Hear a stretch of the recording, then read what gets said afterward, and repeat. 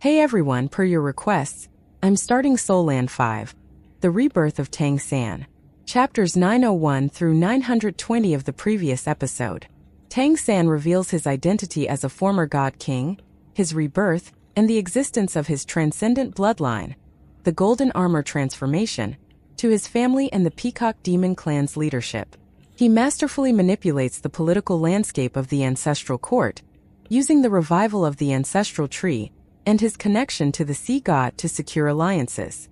After a brutal confrontation where he and Mei Gongzi emerge as the new favorites to rule, Tang San strategically maneuvers to establish a foundation for humanity.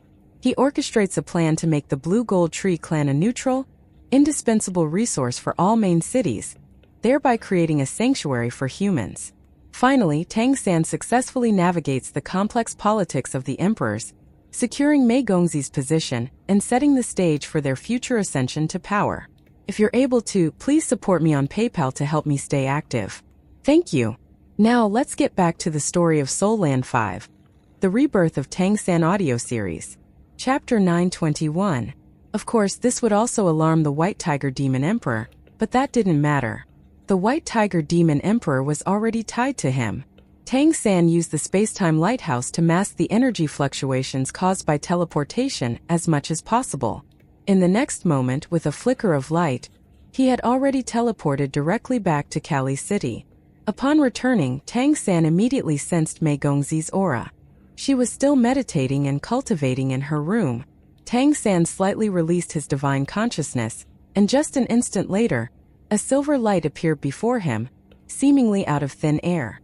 Their eyes met, and Tang San's gaze instantly softened. Mei Gongzi wore a pale pink casual outfit that accentuated her skin, fair like sculpted jade. Her long hair was pinned up, revealing her slender neck. She looked like an innocent young lady, yet those beautiful big eyes stared at him with a hint of fierceness, as if she had activated her white tiger transformation. "Hey, what's this about?" Tang San said with a smile. He was looking at her, and she looked at her own reflection in his eyes. Though she appeared rather indignant on the surface, deep down, she was secretly quite surprised. More than a month had passed since they last met, and he seemed to have changed quite a bit. His aura had become even more reserved, to the point where she felt as if she were facing an ordinary person. His gaze was deep, and he carried a faint yet pleasant forest-like fragrance, as if he had just returned from a long trip through the heart of a great woodland. His appearance had also changed slightly. He looked more mature, less youthful. Tall and upright, with strong arms, a narrow waist and broad shoulders and back, he now radiated the masculine vitality of a young man in his prime. "So you finally remembered to come back, huh?" Mei Gongzi said irritably. Tang San stepped forward, intending to embrace her, but Mei Gongzi dodged his arms, refusing to let him touch her. Hands on her hips, she glared at him furiously. "I'm sorry. I've really been tied up with too many things lately, so I didn't get a chance to come back. This time it's my real body, all warm and huggable," Tang San said with a pleading smile as he leaned forward again. "Cut it out," Mei Gongzi said, holding a hand against his chest to keep him at bay. Tang San said helplessly, "I'll have to go back soon. I'm in the ancestral court, and I could face the threat of an emperor at any time. But I missed you so much, I had to find a chance to come see you." Mei Gongzi paused in surprise. Her arm, which had been holding him off, lost its resolve. Tang San took the chance to step forward again, bending her arm and pulling her into his embrace. Feeling his familiar aura, Mei Gongzi lowered her head and pressed it against his chest. "If you hadn't come back soon, I might have forgotten what you look like." Tang San gently caressed her slender neck. "I'm sorry. I won't stay away for so long again." Suddenly, Mei Gongzi lifted her head and said in surprise, "Hold on, you said you're in the ancestral court?" Tang San nodded. "Yeah. Why?" Mei Gongzi said. "Someone from the ancestral court came a few days ago, hoping I'd hold the matchmaking tournament there. Do you think I should agree? Could affect you, right?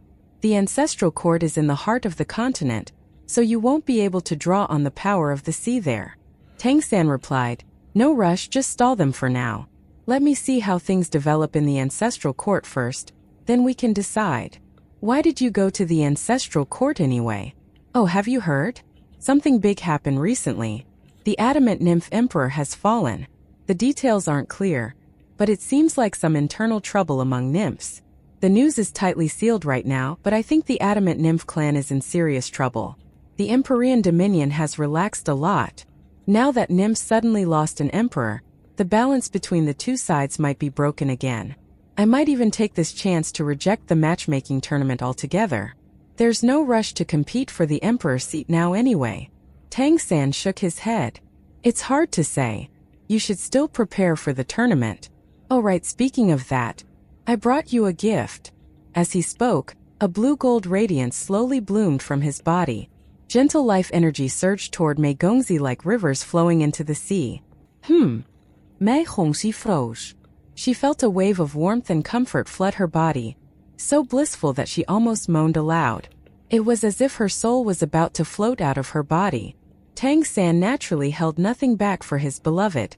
With the immense life force of the Blue Gold Tree clan, now at the peak of the 11th tier, and enhanced by the ancestral tree's imprint, he was able to bestow the absolute purest life energy in this plane, and right now he was doing exactly that. This life energy was something even emperors would covet, let alone Mei Gongzi, who was still at the 11th order. The infusion of energy made her feel as though she were ascending to another level. As the rich life force nourished her body, she slumped softly into Tang San's arms, unwilling to move. Bathed in that dense vitality, she felt as if she were about to evaporate. You're cultivating 3 bloodlines at once, and that's quite a strain on your body. Take the life energy I've given you and absorb it thoroughly. It will help you manage all 3 bloodlines. Use it to repair any damage caused by the conflicting energies and fix any potential issues. Build a solid foundation before your breakthrough to the 12th order, said Tang San softly. I know. Mei Gongzi murmured absent-mindedly. Before she realized it, her arms had wrapped around Tang San's waist, and her delicate body was completely nestled against him. With a soft, fragrant beauty in his arms, Tang San couldn't help but feel his heart stir. Mei Gongzi's casual outfit was made of a soft, silky material, so when her body pressed against his, it felt not only warm but also incredibly pleasant to the touch. Tang San felt his heartbeat accelerating. He bit the tip of his tongue, using the sting to regain some clarity. Little Mei, there's one more thing I need your help with. What is it? Mei Gongzi asked, eyes closed as she leaned against his chest. Tang San said, I remember there was a rare treasure at an auction long ago. I think it may have been acquired by your father. Could you help me find it? If he does have it, then it's probably in the Peacock Demon Clan's treasury. Hearing this, Mei Gongzi opened her eyes again and looked up at him in confusion. What are you talking about? Is there even anything the Peacock Demon Clan has that could interest you? Even the celestial plume had already been integrated into Tang San's Book of All Laws. While the Peacock Demon Clan was wealthy, it didn't have many true divine artifacts. Tang San replied, It's the blood of the Rainbow Deer Demon Emperor. Back when this treasure was auctioned in Kali City, Tang San had been both weak and poor and had no chance of acquiring it. The blood and its guardian had allegedly disappeared after the fact, a pretext for the Crystal Phoenix Demon Emperor to come over and cause trouble in an official capacity, but Tang San had a hunch that the Peacock Great Demon King had eventually gotten his hands on the blood one. The blood of the Rainbow Deer Demon Emperor was key to the potential advancement of both the Etherhorn Deers and the Golden Deers. But even though Tang San didn't know for sure what the Peacock Great Demon King had been planning for it, he was fairly sure that the latter hadn't given the blood to either Deer Demon clan. After all, the Rainbow Deer Demon Emperor had left behind more than just that one vial of blood, yet neither clan had produced anyone remotely similar. There was no point in trying again. Tang San had forgotten about this matter until recently. During his evaluation at the Ancestral Court, he gained the recognition of the celestial pillar belonging to the Rainbow Deer Demon Emperor. That was when the memory returned to him, and with it, a new possibility came to mind. I'll help you look for it. Do you need it right now? Mei Gongzi asked. Tang San nodded and said, The sooner the better. I have an idea. If it works, it could open up a whole new cultivation path for our human race. Hearing this, Mei Gongzi immediately sobered up from her romantic mood. That would be amazing. The overseas country is taking shape and everything is moving steadily, even faster than we planned. Over on the redemption side, they're doing very well organizing humans who are leaving the cities and gathering for departure. We're just waiting for the big teleportation now. Demons and nymphs are too preoccupied with their own problems to deal with humans. I mean, after the fall of the Crystal Demon Emperor, the trouble faced by the Celestial Fox Demon Emperor, and now the sudden death of the Adamant Nymph Emperor, it would be weird if they weren't. It's the perfect time for development. The only problem is that they don't even know how they are supposed to develop. Most of them can't even cultivate at all, only very few of them have some kind of demon god transformation.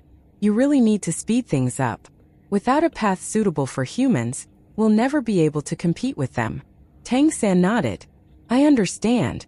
Once my work in the ancestral court is finished, I should be able to offer definitive help to our people. What exactly are you working on at the ancestral court? Last time you said you were in the West, so what happened there? I can't tell you yet. You'll find out soon enough. I'm working on something major in the ancestral court. If it succeeds, it could very well lay the foundation for humanity's future. You're always so secretive. Fine, wait here. I'll see if I can find that thing now. Mei Gongzi huffed and left Tang San's embrace.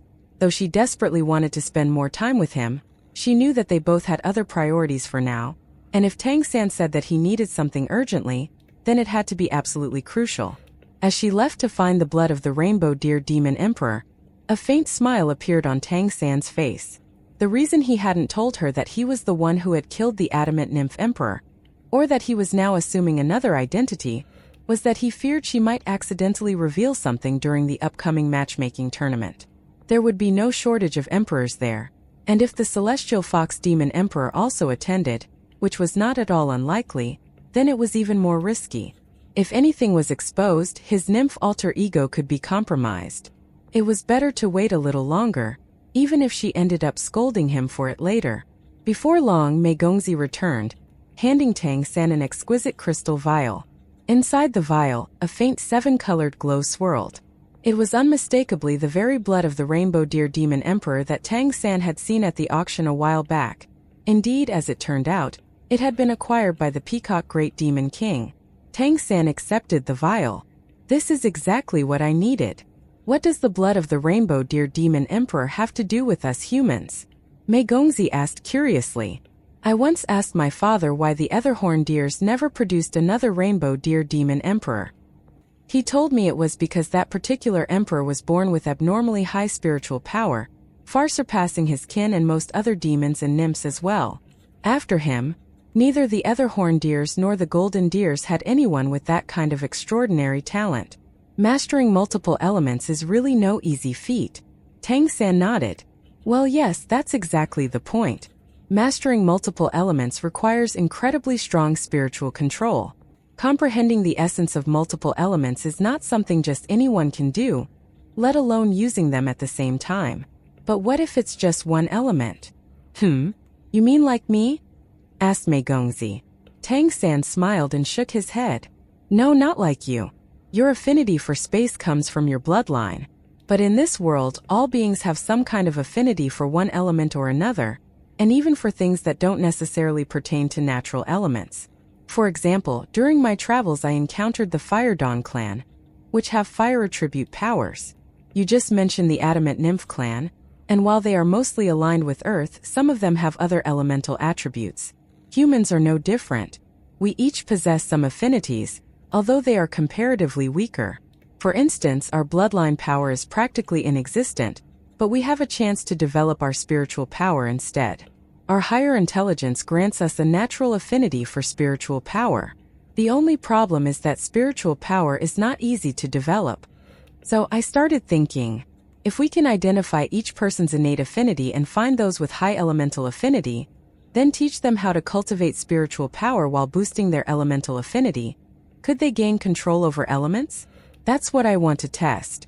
The Rainbow Deer Demon Emperor mastered a number of elements, so I am thinking of analyzing this blood and figuring out if there's something in it that I can use to boost humans' own elemental affinity. As she listened to his speculations, Mei Gongzi's eyes widened. You really came up with that? Do you think it could actually work? If it does, wouldn't that mean anyone could learn to control elemental power? You know, among both demons and nymphs, Pure elemental control is considered a high-level ability. Tang San smiled slightly. Of course, not everyone is suited for it. Each person's talent is different, and so are their affinities. We can only look for those with naturally high affinity for elemental control. Only they have the potential. But with that in mind, it's a viable path. Even if only 1 in 100 humans can walk this path, it would still be something uniquely ours. Mei Hongxi nodded. That's true. Then I wish you success. Are you heading back already? Tang San pulled her into his arms. I can't stay here too long. I still have important matters to handle in the ancestral court. But don't worry. Once things stabilize on my end, I'll come back to see you often. Okay. No. Who wants you to come back? Mei Gongzi replied with feigned annoyance, but her arms hugged him even tighter. A conflicted look flashed in Tang San's eyes. How could he bear to leave her? What could be better than holding the one he loved in his arms? Lowering his head, he gently kissed her forehead. Tang San said softly, "My love, believe me. It won't be long before we never have to be apart again. And speaking of that, there's one more thing. Just now I gave it some serious thought. You should accept the invitation to hold the matchmaking tournament in the ancestral court, and you should participate yourself. I'm already there waiting for you. Once I win the tournament, we can be together openly. And trust me, by then there will be no obstacles, not even from the emperors." Mei Gongzi looked up at him. Will it really work? I'm really worried. I'm mostly worried about you. Over the past few days, she had constantly been worrying about how to deal with the matchmaking tournament.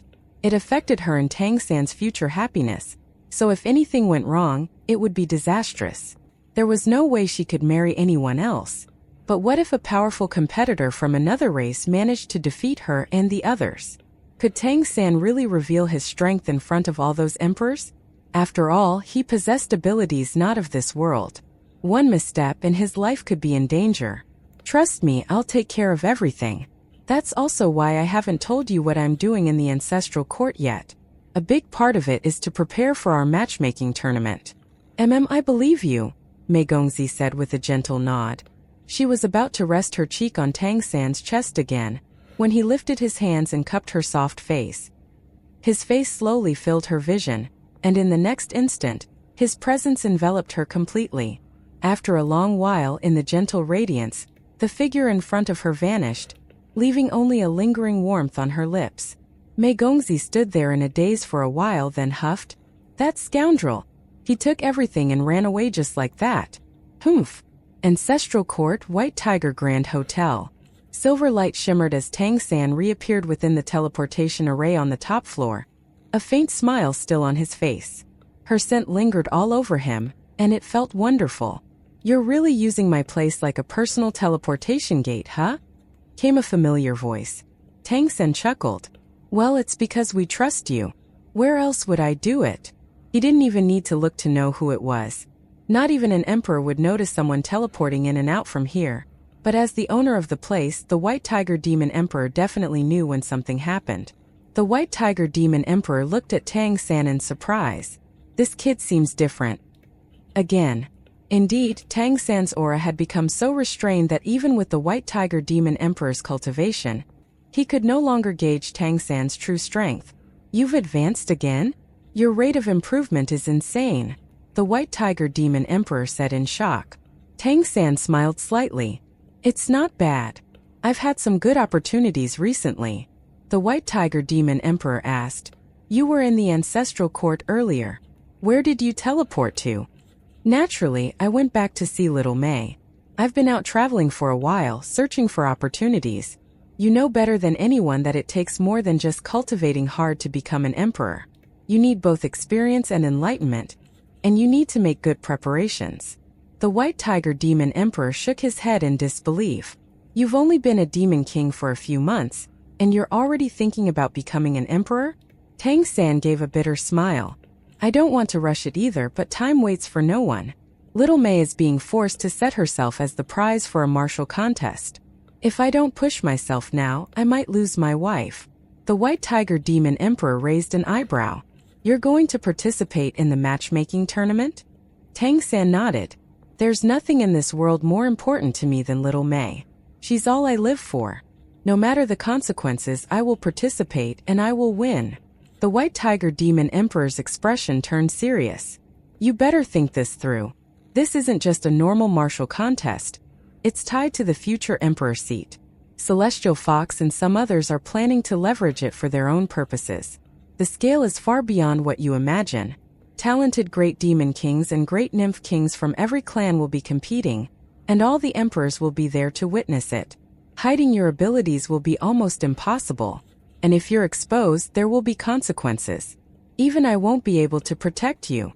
Tang San frowned. It's that serious? The White Tiger Demon Emperor said. Who wouldn't be tempted by a chance to become an emperor? I already told you that there's a strict limit to how many emperors this plane can sustain. This kind of opportunity is rare. If the Crystal Demon Emperor hadn't fallen, and recently the Adamant Nymph Emperor too, none of the young talents across the clans would even have a shot. They'd be stuck waiting, possibly until their deaths. 11th Order beings only live up to 1,000 years, and that's being generous. But someone like the Crystal Demon Emperor lived 3 whole millennia. Becoming an emperor means gaining another 1,000 years of life, more if you're lucky. Who wouldn't want that?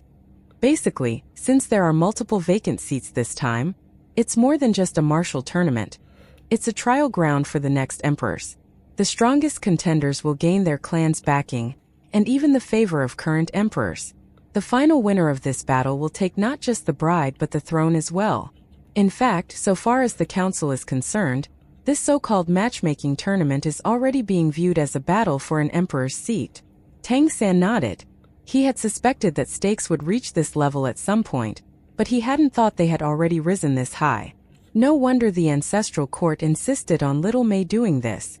But she already refused once, so what if she does it again? The White Tiger Demon Emperor shook his head. There's no refusing. If she really declines, it's like cutting off her own path to becoming an emperor. She's not the only one from the Empyrean Dominion with potential, after all. Every clan has talented candidates. If she doesn't come, it'll be seen as forfeiting. The winner of the tournament will still become her husband, because that's the will of the Ancestral Court's council, and she'll lose the right to ascend. So not only must she attend, she must also win, so that she proves herself worthy of the title. Undying, and I will talk to her and convince her to go. This is an opportunity she can't miss. Tang San nodded slightly. Well, there's no need for that. I just spoke with her and told her to come to the Ancestral Court.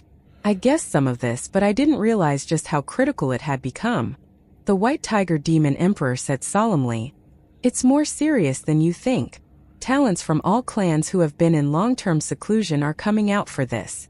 Many of them are possible successors of their clan's emperor. They stayed in seclusion to preserve their lifespans until a seat became vacant, so now with this opportunity, they've emerged. Among them are even peak-level great demon kings. Your strength is impressive, but if you can't use all your bloodline abilities, winning will be extremely difficult. Not to mention, well, we had this discussion before. You're human. A contemplative look crossed Tang San's face. After a while he said seriously, in that case I may really need your help. The White Tiger Demon Emperor replied, that might be difficult. I can't help you with your identity as a human. Little May told me you intend to participate as a sea god's emissary. That's problematic. Even if the sea god truly exists, they are not a power recognized by our demon continent. Even if the Endless Blue Sea is officially an ally of Kali City, the emperors likely won't accept it. Even if they do and you are allowed to compete, you'll become everyone's target. And even if you win, you may still not be allowed to marry Little May. Worse yet, your presence might affect her own claim to the emperor's seat. Tang San smiled slightly. That makes sense, but what if I compete under this identity instead? As he spoke, blue light surged from his body. Spikes emerged from his back. His skin took on a different color, and his figure subtly transformed. In just a moment he had become a different person. Even with his 12th order cultivation, the White Tiger Demon Emperor could not help but be surprised by this transformation. His divine consciousness erupted instantly, and his aura surged toward Tang San to suppress him. A blue-gold aura exploded from Tang San, barely managing to assimilate the Emperor's oppressive force and diffuse it into the halo of blue light swirling around him. Please don't overreact, Tang San said helplessly. The White Tiger Demon Emperor stared at him wide-eyed. His pupils enlarged, and his gaze was filled with disbelief. He was speechless for a long moment, and when he did try to speak, he couldn't find the words. This is far too bold. Just recently, he had met this very individual, supposedly the new leader of the Blue Gold Tree clan from Sky Tree City, who had come to the ancestral court for the city lord evaluation. He was allegedly the representative of the ancestral tree, someone the Sunborn Nymph Emperor had even called a junior ancestral tree. But he had never imagined that the new clan leader of the Blue Gold Tree clan was an imposter, let alone that the imposter was none other than Tang San. It was too bold, too unbelievable. The White Tiger Demon Emperor was well aware of the grudge between Tang San and the Celestial Fox Demon Emperor. Wasn't he afraid of being exposed? He had come to the ancestral court once with Mei Gongzi for her city lord evaluation, and that one time had been enough to throw the place into turmoil, even shaking the foundation of the Celestial Fox clan. Now, just like that, he'd become a nymph, and not just any nymph, but a clan leader shining with the ancestral tree's brilliance, one who had passed his own city lord evaluation just the day before. It was beyond imagination. Tang San kept a smile on his face, looking completely innocent. I didn't mean to. I was just traveling and I reached Sky Tree City, where the Blue Gold Tree clan resides. By sheer coincidence, I took on a form that they mistook for a direct bloodline descendant of the ancestral tree. And just like that, I became the patriarch of the Blue Gold Tree clan. Wait, I'm a little confused. Hold on. The White Tiger Demon Emperor interrupted him. All of a sudden, his pupils expanded again, then shrunk to the size of a needle's tip. You killed the Adamant Nymph Emperor? The voice of the White Tiger Demon Emperor, renowned as the emperor who could pierce through heaven and earth, had turned high-pitched enough to indeed pierce through heaven and earth. Tang San said helplessly, "Why don't you say it a bit louder and let the entire ancestral court hear?" The White Tiger Demon Emperor waved his hand, strengthening the defensive barrier on the hotel's top floor, all while staring at Tang San in shock. Was it really you? Tang San nodded reluctantly. More or less. The White Tiger Demon Emperor instinctively stepped back, putting a bit more distance between himself and Tang San. Tang San was surprised to sense a trace of fear from this emperor. Really now? You're not even in the same league as the Adamant Nymph Emperor, you're way stronger. And even if you weren't, it's not like I'd kill my in-laws. The White Tiger Demon Emperor's breathing clearly became heavier. It was a long while before he finally asked, "How did you do it? Was it really the ancestral tree awakening?" Tang San replied, "I did use the ancestral tree's power, and the Adamant Nymph Emperor was too arrogant. I found an opening. But even if his combat power wasn't outstanding, his defense was the very best of all emperors. How did you manage it?" The White Tiger Demon Emperor still couldn't believe it. Tang San grinned, flashing his white teeth. "Wanna try? You'll understand if you do." "No need." The White Tiger Demon Emperor responded with a helpless look. "Clearly, I'm the demon here, so why do I feel like I've made a deal with the devil? Is it too late to regret this?" Tang San shrugged.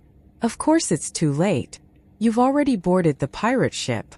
And shouldn't you be happier the stronger I am? They say the fox grieves the death of the hare. But you're a tiger, so what are you grieving for?" The White Tiger Demon Emperor let out a long breath. "Alright, spill it. What exactly do you want?" "Didn't I just ask you? If the Sea God's emissary can't participate in the tournament, then what about the patriarch of the Blue Gold Tree clan? As the future ancestral tree? That should qualify me, right? I'm a nymph and also the leader of a clan. I wouldn't be underselling little May. Plus, I meet the 11th order requirement." Hearing this, the White Tiger Demon Emperor finally realized why Tang San had revealed the secret identity of Jean Miaolan to him. Right? That makes sense. The Sea God's emissary was problematic because the Sea God wasn't truly part of the demon continent. But Jean Miaolan, as patriarch of the Blue Gold Tree clan, very much did qualify. The White Tiger Demon Emperor had personally witnessed Tang San undergoing communion with the celestial pillar before his evaluation, and had felt the high-level life energy on him. Without a doubt, this man was now a hot commodity for the entire ancestral court. And it wasn't just nymphs who wanted a piece of him. Even demons and the Empyrean Dominion hoped to maintain good relations with him. After all, who didn't crave the nourishment of high-level life energy?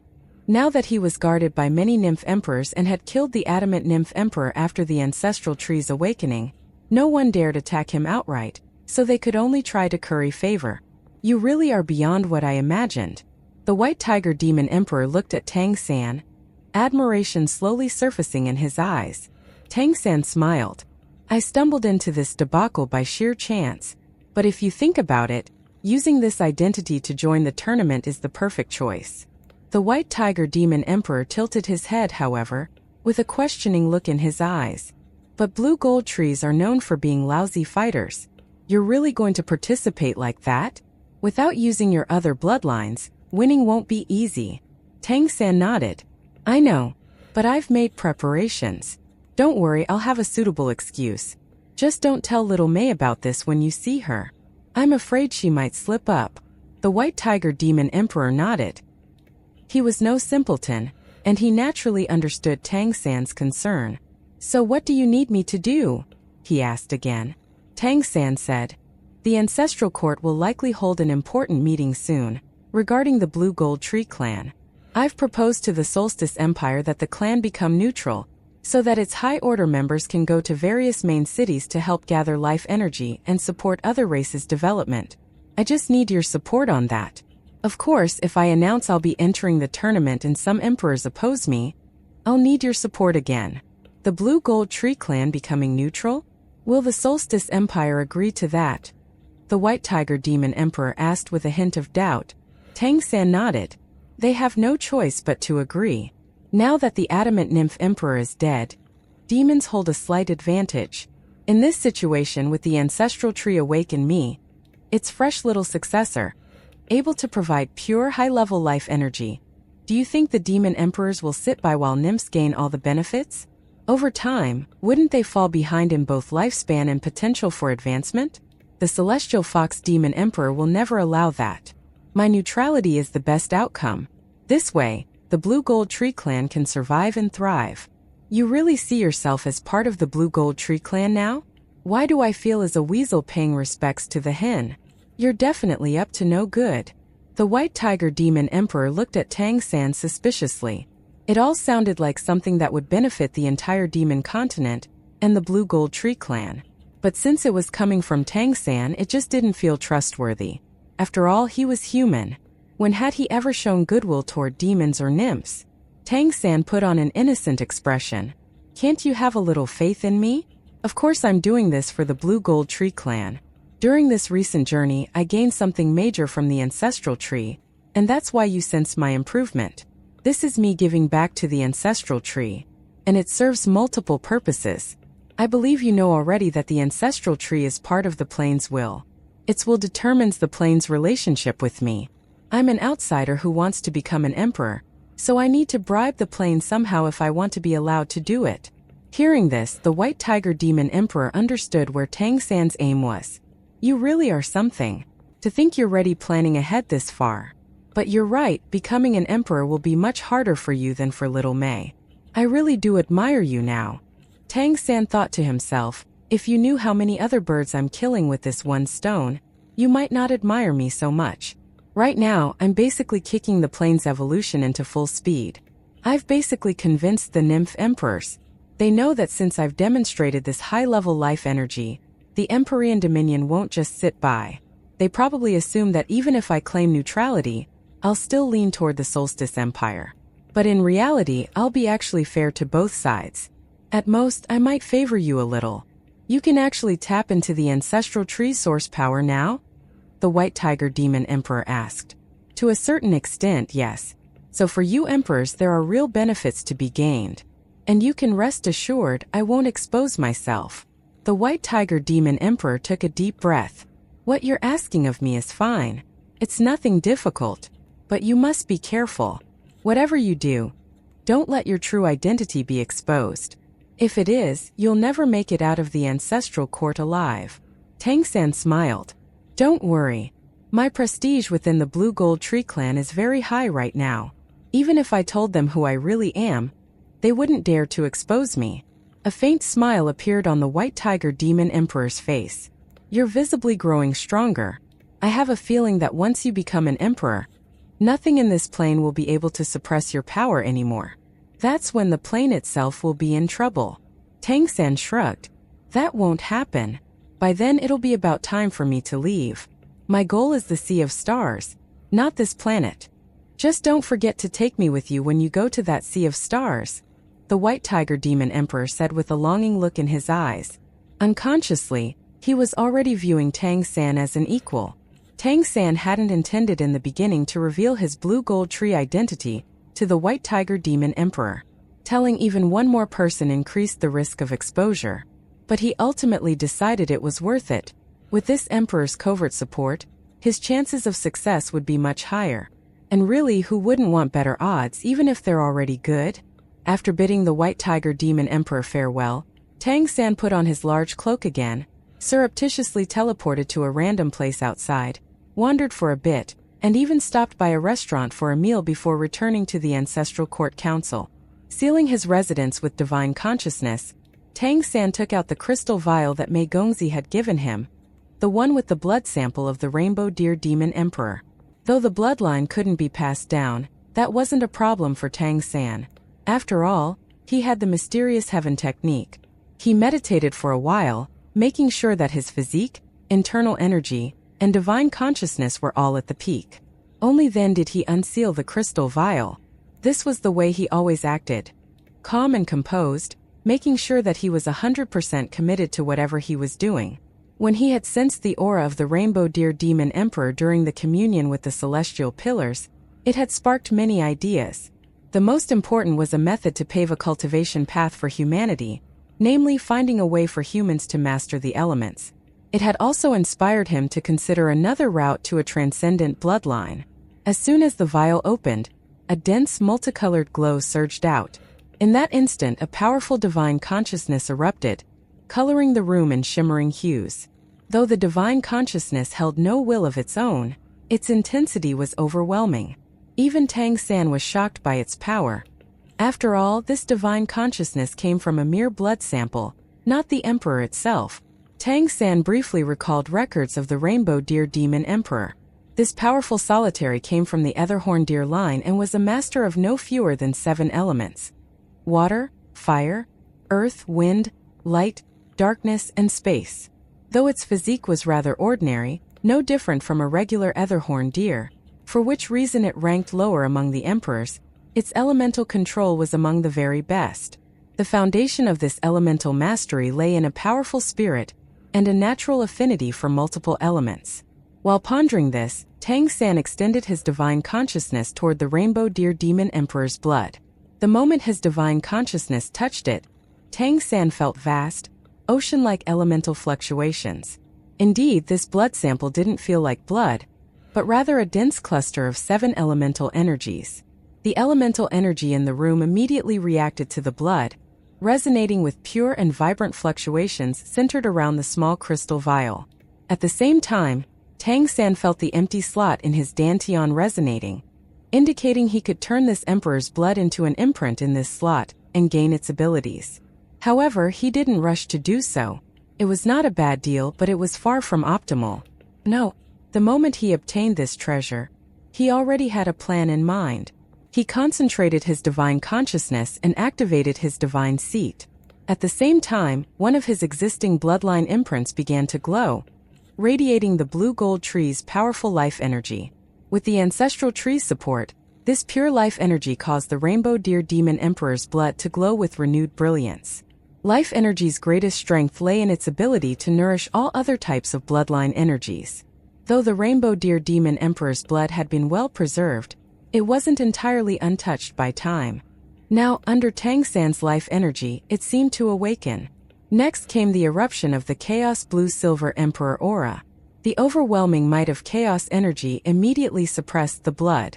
This was the aura of creation itself. Nothing in this plane surpassed it. Thus, the potent and vigorous aura radiated by the Rainbow Deer Demon Emperor's blood was quickly subdued. But although its glow dimmed, the energy became more condensed and refined. Purely in terms of energy suppression, Nothing could measure up to chaos energy. Even the forces of yin and yang were subject to its control, let alone ordinary elements. As the emperor's blood calmed down, Tang San activated his discerning eye of heaven. Above his head, a vertical eye of solid white light silently appeared. It had been a long time since Tang San had last used the discerning eye of heaven. Its very presence was terrifying. No other being in this plane possessed such an ability. A faint ripple of fortune energy shimmered around him, but with abundant life energy cloaking him and his divine consciousness sealing the space, he had no fear of being detected by other emperors. Tang San now was no longer who he used to be. He noticed that once the discerning eye of heaven was activated, his fortune surged as if from a geyser. At the same time, he felt from the eye a strong, unprecedented craving directed at the rainbow deer demon emperor's blood.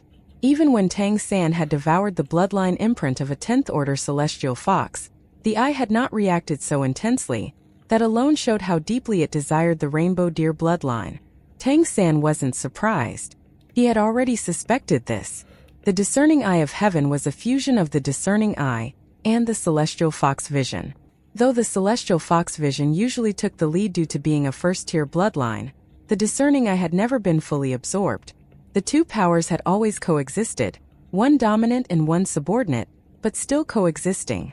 The discerning eye was, in turn, a fusion between the lower-tier falcon eye and the etherhorn deer's discerning heart's gaze. And the rainbow deer demon emperor's bloodline was obviously the strongest in etherhorn deer history. Since the discerning eye of heaven was based on the bloodline of an etherhorn deer, how could the discerning eye not long for this blood essence? "Come," Tang San said softly. The crystal vial trembled, and a 7-colored stream of blood shot out like a rainbow after a massive storm. The giant vertical eye in the air flared with light, and a beam of white energy burst forth. At the same time, beneath Tang San's feet, the black and white energies of his polar luck domain emerged, and the divine consciousness filling the room surged explosively. The vertical eye burst forth with immense suction power, instantly drawing in the multicolored blood. In the next moment, Tang San felt a violent tremor ripple through his sea of consciousness, as a wave of scorching divine consciousness descended from above his head and surged into it. This divine consciousness was extremely violent and wild, thrashing about as if there was something within it that was trying to break free from chains. There was clearly something off about the legendary rainbow deer demon emperor. Tang San instantly realized that within the blood of the emperor, there remained a trace of its will. As he absorbed the blood's energy, that will seemed to be on the verge of awakening. He was struck by a thought.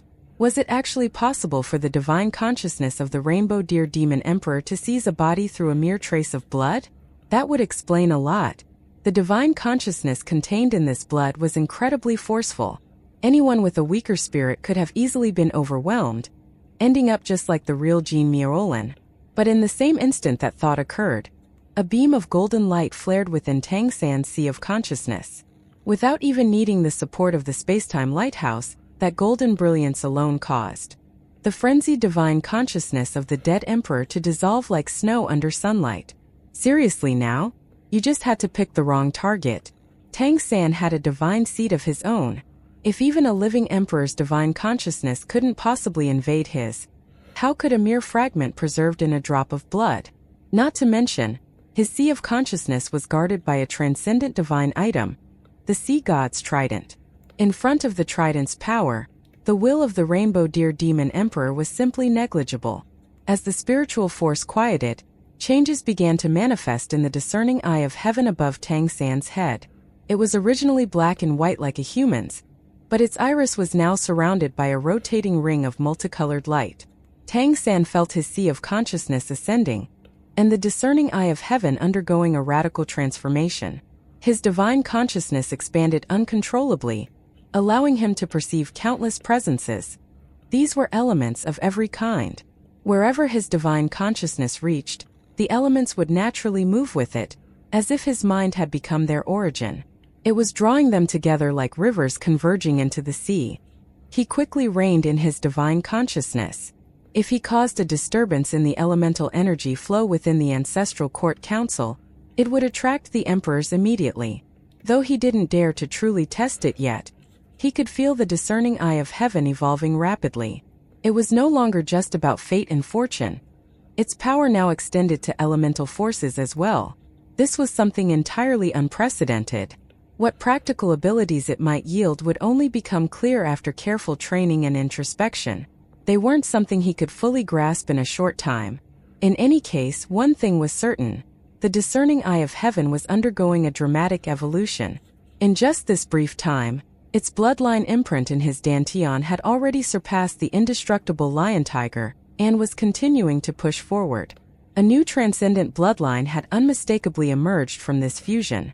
Chaos Blue Silver Emperor, Crystal Transformation 1, Discerning Eye of Heaven, Golden Armor Transformation, Indestructible Lion Tiger Transformation. He now had 5 transcendent bloodlines. If not for the stabilization provided by his divine seat and the Chaos Blue Silver Emperor's suppression, the sheer power radiating from these 5 bloodlines alone could have torn him apart. Thankfully, his body was rather tough, and with the evolution of the Discerning Eye of Heaven, Tang San had filled the final gap in the spiritual aspect. His foundation was more perfect than ever. His power of self-preservation had also risen sharply. Even with his God King experience, he couldn't gauge just how strong he was now if he went all out. Could he challenge a weaker emperor? Not through trickery like with the Adamant Nymph Emperor, but in a direct confrontation. He planned to find the White Tiger Demon Emperor for a spar when the time came. Achoo! The White Tiger Demon Emperor sneezed heavily. He looked rather puzzled. He hadn't sneezed in a good millennium, and deep down he felt an inexplicable sense of unease. Closing his eyes, Tang San entered a meditative state. His sea of consciousness, influenced by the evolution of the Discerning Eye of Heaven, had begun a comprehensive transformation, and that would require time. He needed to calm himself, letting his divine consciousness strengthen under this nourishment and build a sturdier foundation. Unfortunately, he knew not all of his bloodline imprints could become transcendent. Even assuming he could create transcendent bloodlines out of all of them, his body couldn't handle so many. Just evolving the Discerning Eye of Heaven made his body feel swollen and his dantian almost bursting. And he hadn't even absorbed the full bloodline power of the Adamant Nymph Emperor yet. His dantian was like a ticking energy bomb. From this point forward, his cultivation wouldn't focus on increasing raw power, but rather on refining and harmonizing all his bloodline imprints and fine-tuning everything until each imprint complemented the others, forming a perfect whole to prepare for his emperor tribulation. It would take time, but that was inevitable. With the evolution of the Discerning Eye of Heaven, Tang San's precognition abilities had also grown stronger. He could sense that if he tried to ascend now, he would die without the shadow of a doubt.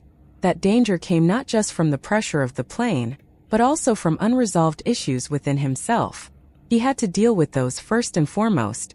As always, meditation made time slip by. When Tang San awoke, he wasn't even sure how much time had passed. The Discerning Eye of Heaven imprint had risen to 3rd place, surpassing the Golden Armor Transformation, and was now fighting the Crystal Transformation. Neither was willing to yield. Aside from the irreplaceable Chaos Blue Silver Emperor, each of these transcendent bloodlines was unruly in its own right. The Discerning Eye of Heaven had clearly grown more dominant with its power increase. His sea of consciousness had expanded by a full 1/3, and the sea god's trident at its center now gleamed even more brightly. Just lightly brushing it with his divine consciousness, Tang San could feel a clearer, stronger connection to the true sea god's trident. It was drawing near at astonishing speed. Both he and Mei Gongzi would have to await their personal artifact's arrival. Only a transcendent divine artifact could truly resist a plane's will and serve as the most vital resource for their eventual breakthrough. The expansion of his sea of consciousness had also made his connection to his divine seat more stable. Even more satisfying was that every bloodline imprint in his dantian had dimmed in radiance, not because they had lost power, but because his divine consciousness had grown stronger, granting him greater control over them. He carefully observed the changes in each of his bloodline imprints, fine-tuning their states under the guidance of his divine consciousness. By the standards of the demon continent, Tang San's cultivation had reached the higher stage of the 11th order, though not yet the peak. But that was only his raw internal energy. When factoring in his multiple transcendent bloodlines, things were vastly different. Each one on its own could rival or surpass a peak 11th order powerhouse. With all of them combined, he believed that he truly possessed the strength to challenge an emperor, just not one of the top-tier emperors. Tang San entered meditation once more, this time performing a deep introspection and focusing on adjusting his multiple bloodlines based on his findings. In other words, he began reorganizing everything within himself. At the core of his dantian was the stabilizing force of the Chaos Blue-Silver Emperor. Surrounding it were the 4 other transcendent bloodlines. Tang San repositioned these 4 transcendent bloodline imprints into 4 corners around the central core. He then placed 4 other bloodline imprints between them to prevent direct conflict. The Peacock, Dragon Rock, Chronocroc, and Immortal Flame imprints served this purpose. As for the newest addition, the Blue Gold Tree imprint, it acted like a satellite orbiting the Chaos Blue-Silver Emperor, steadily distributing life energy to nourish all bloodline imprints. This realignment was difficult. Fortunately, with Tang San's greatly enhanced divine consciousness and the support of the Chaos Blue-Silver Emperor and Blue Gold Tree imprint, he just barely managed to stabilize all the bloodline imprints. When this system built around a central hub and 4 pillars was completed, Tang San felt an unexpected lightness in his body. It wasn't a physical change, but rather a metaphysical one. The pressure he felt from the plane had lessened somewhat. In other words, compared to before, his chance of surviving the tribulation to become an emperor had increased. Survival was still unlikely, but death was no longer a 100% absolute. Maybe it was 99, maybe 95. In any case, progress was progress, and even a small chance of survival was still a chance of survival. With the optimization now complete, Tang San's entire aura became deeper and more profound. The other bloodline imprints were now shrouded beneath the aura of the Chaos Blue-Silver Emperor and the Blue Gold Tree clan's life force. The positioning of the bloodlines wasn't arbitrary. For example, between the Discerning Eye of Heaven and the Crystal Transformation, he placed the Peacock Transformation. Both the Discerning Eye of Heaven and the Crystal Transformation had some measure of affinity with space, and this imprint allowed them to harmonize through the space between them.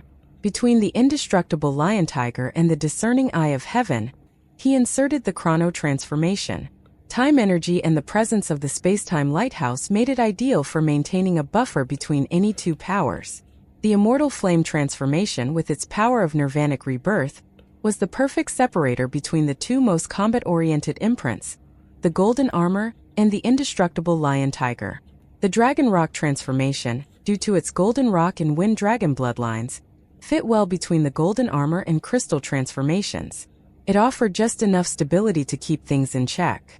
With the Chaos Blue-Silver Emperor adjusting everything from the center, he was able to maintain balance. Tang San knew now that before becoming an emperor, he absolutely could not add any more bloodlines. If the balance he had so painstakingly created were to collapse, adding more bloodlines wouldn't make him stronger. Instead, it could actually kill him. Everything would have to wait until after he became an emperor. Only then could his divine seat truly awaken, restoring him to the rightful status of the sea god. While it wouldn't outright bring him back to god-king level, it would be equivalent to a first-rank god of his former divine realm, more than enough to rival even the most powerful emperors of this plane. With everything finally in place, Tang San ended his cultivation session. When he stepped out of his room, he was surprised to find a Blue Gold Tree elder waiting outside. Upon asking, he was told that he had been in closed-door cultivation for more than 40 days. At first, the elders were simply acclimating to the ancestral court and weren't overly concerned. But after so long without seeing him, they began to worry and took turns standing guard, waiting for him to awaken. A major event had recently been announced by the ancestral court, and they were eager for Tang San to know as soon as possible. "Gather everyone for a meeting," Tang San instructed the elder. His quarters were the most spacious, so it made sense to convene there. Before long, 28 of the 36 elders had arrived. The other 8, including Jean Miaosen, were out, clearly off somewhere to enjoy themselves. For the Blue Gold Tree clan, the ancestral court was relatively safe. Open fighting was not allowed here. "Clan leader, did your closed-door cultivation go smoothly?" the Grand Elder asked. Tang San nodded. "I made some progress. It went well." The Grand Elder sighed in relief. "That's good. We didn't expect your cultivation session to last so long. Anyway, there's an important matter we need to report to you." Has the ancestral court finally convened a meeting to discuss our situation? Tang San had, after all, been waiting for such a meeting. The Grand Elder shook his head. No. We aren't sure what's going on with that, but in any case we haven't received any notice from the council to wake you up. Over 40 days and still no plans for a final discussion regarding the Blue Gold Tree clan's neutrality?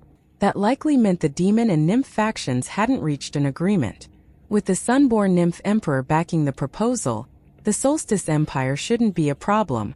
So the issue had to be on the Empyrean Dominion's side.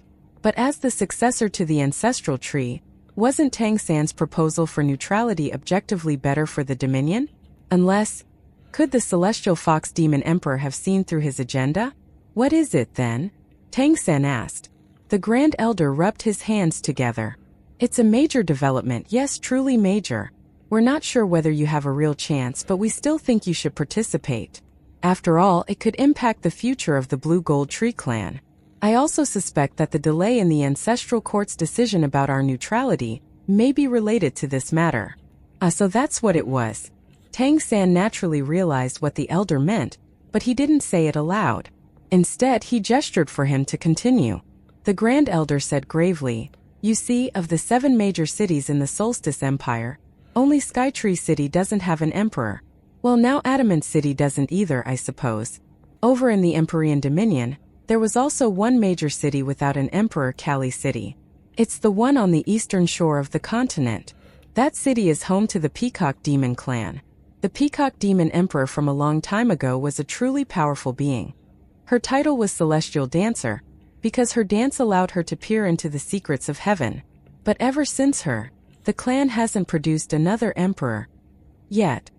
In the past 2 years, a new prodigy has risen in the Peacock Demon clan. Rumor has it she's a hybrid, a mix of Peacock Demon, White Tiger, and human blood. Her talent is extraordinary. She recently won both the solo and pair matches in the Ancestral Court's elite competition, and she's showcased incredible potential.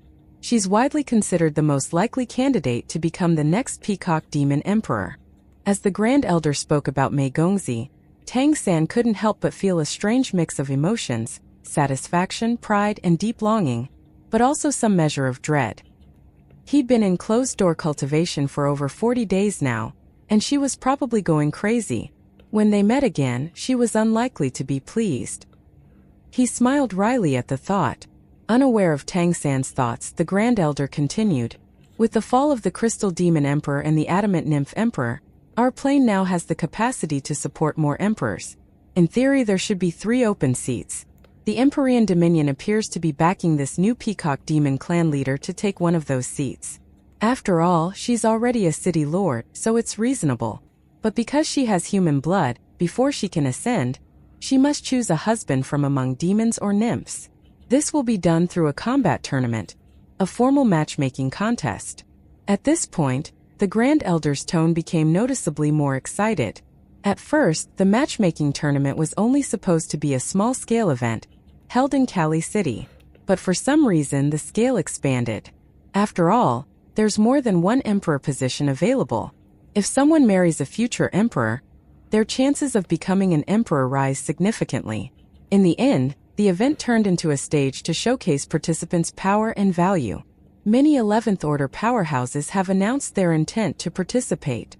An emperor seat is just far too tempting, and there isn't just one available but 3.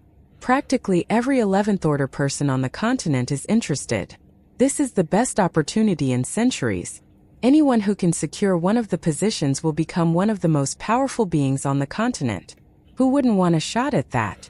Since the number of participants simply exploded, the Ancestral Court decided to move the tournament here. Actually, the emperors of the Solstice Empire lobbied for it. It's not like demons and nymphs are prohibited from marrying each other, so we couldn't pass up this opportunity. Everyone hopes to seize one of the emperor's seats. And so what began as a matchmaking event is now being announced as the battle for the throne. Apparently, few care whether they actually marry a city lord or another. What the 11th Order people really want is their own emperor seat. If someone shows dominance in this competition, they may gain full support to ascend. Things are boiling over. More than 100 contestants have already signed up, and all of them are top-tier 11th order powerhouses. Tang San remained calm. And what does this have to do with us? Before the Grand Elder could reply, a familiar voice rang out. It actually has a lot to do with your clan, and with you specifically. If you want to become an emperor, you'll need this kind of opportunity. I highly suggest that you consider joining. Hearing the voice, Tang San quickly stood up and bowed. A figure had just appeared not far from him, none other than the Sunborn Nymph Emperor. I heard your cultivation ended, so I've come to check in. You've really got patience, I have to say. Over 40 days in seclusion. That's quite something for someone who's not an emperor, the Sunborn Nymph Emperor said with a smile.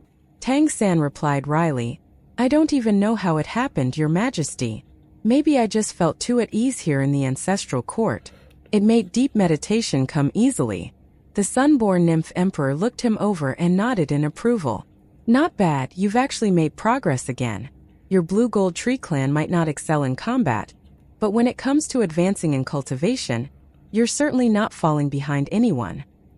He then turned to the assembled elders. You may all leave.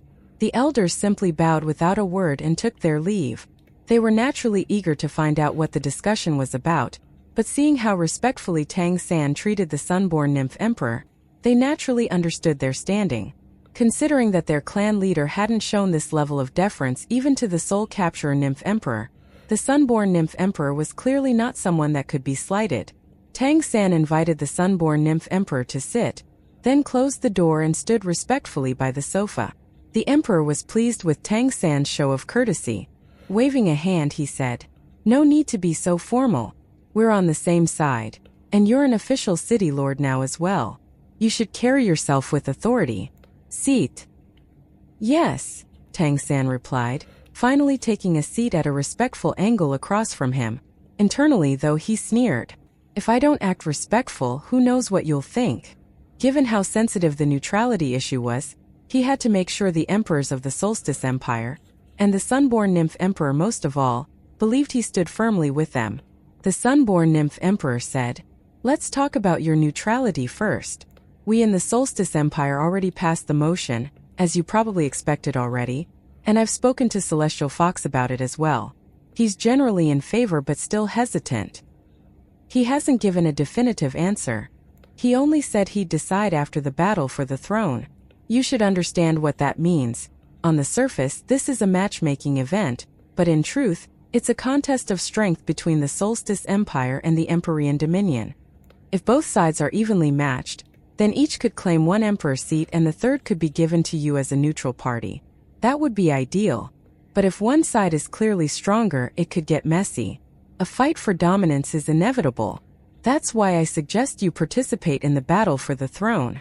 You may not be a combat expert, but the ancestral tree's legacy granted you that life deprivation domain. Even if you're up against a stronger opponent, anyone caught in your domain could fall. After all, you even dared to absorb my energy. Tang San gave an awkward smile. Obviously, he hadn't returned the bloodline power he had taken from the Sunborn Nymph Emperor. Also obviously, he had no intention to do that, and the Emperor was far too proud to ask for it back. The Sunborn Nymph Emperor continued, Your Blue Gold Tree clan has been too weak for too long. If you want to have a word to say on this continent, even if that word is neutrality, you need to show your value. In this competition, you don't need to win, but you must demonstrate your clan's worth before the strongest contenders. I've already come to an agreement with Celestial Fox about this matter. After the tournament, we'll hold a meeting at Council Mountain to discuss your neutrality. Whether your performance earns you favor will depend entirely on you. Tang San tested the waters. Your Majesty, if I were to win, would I really have to marry the Peacock Demon Clan's leader? The Sunborn Nymph Emperor laughed. You really think big. You beat one of our great nymph kings and now you think you're invincible? It's not that simple. Those competing are the absolute strongest below the Emperor level. Your abilities are unique, yes, but do you think there's absolutely no one who can counter them? Your weaknesses are obvious. I wouldn't count on winning if I were you. But to answer your question, if you do win, wouldn't marrying the Peacock Clan leader be great? By everybody's standards, she's quite the beauty. It wouldn't be a loss to anyone if you were to marry her. And your two clans are on opposite ends of the continent. That would make you the longest distance couple in the history of the continent. Tang San said. Then I'll follow your advice and give it a try. But if I lose quickly, please don't be too hard on me. The Sunborn Nymph Emperor gave him a sideways glance.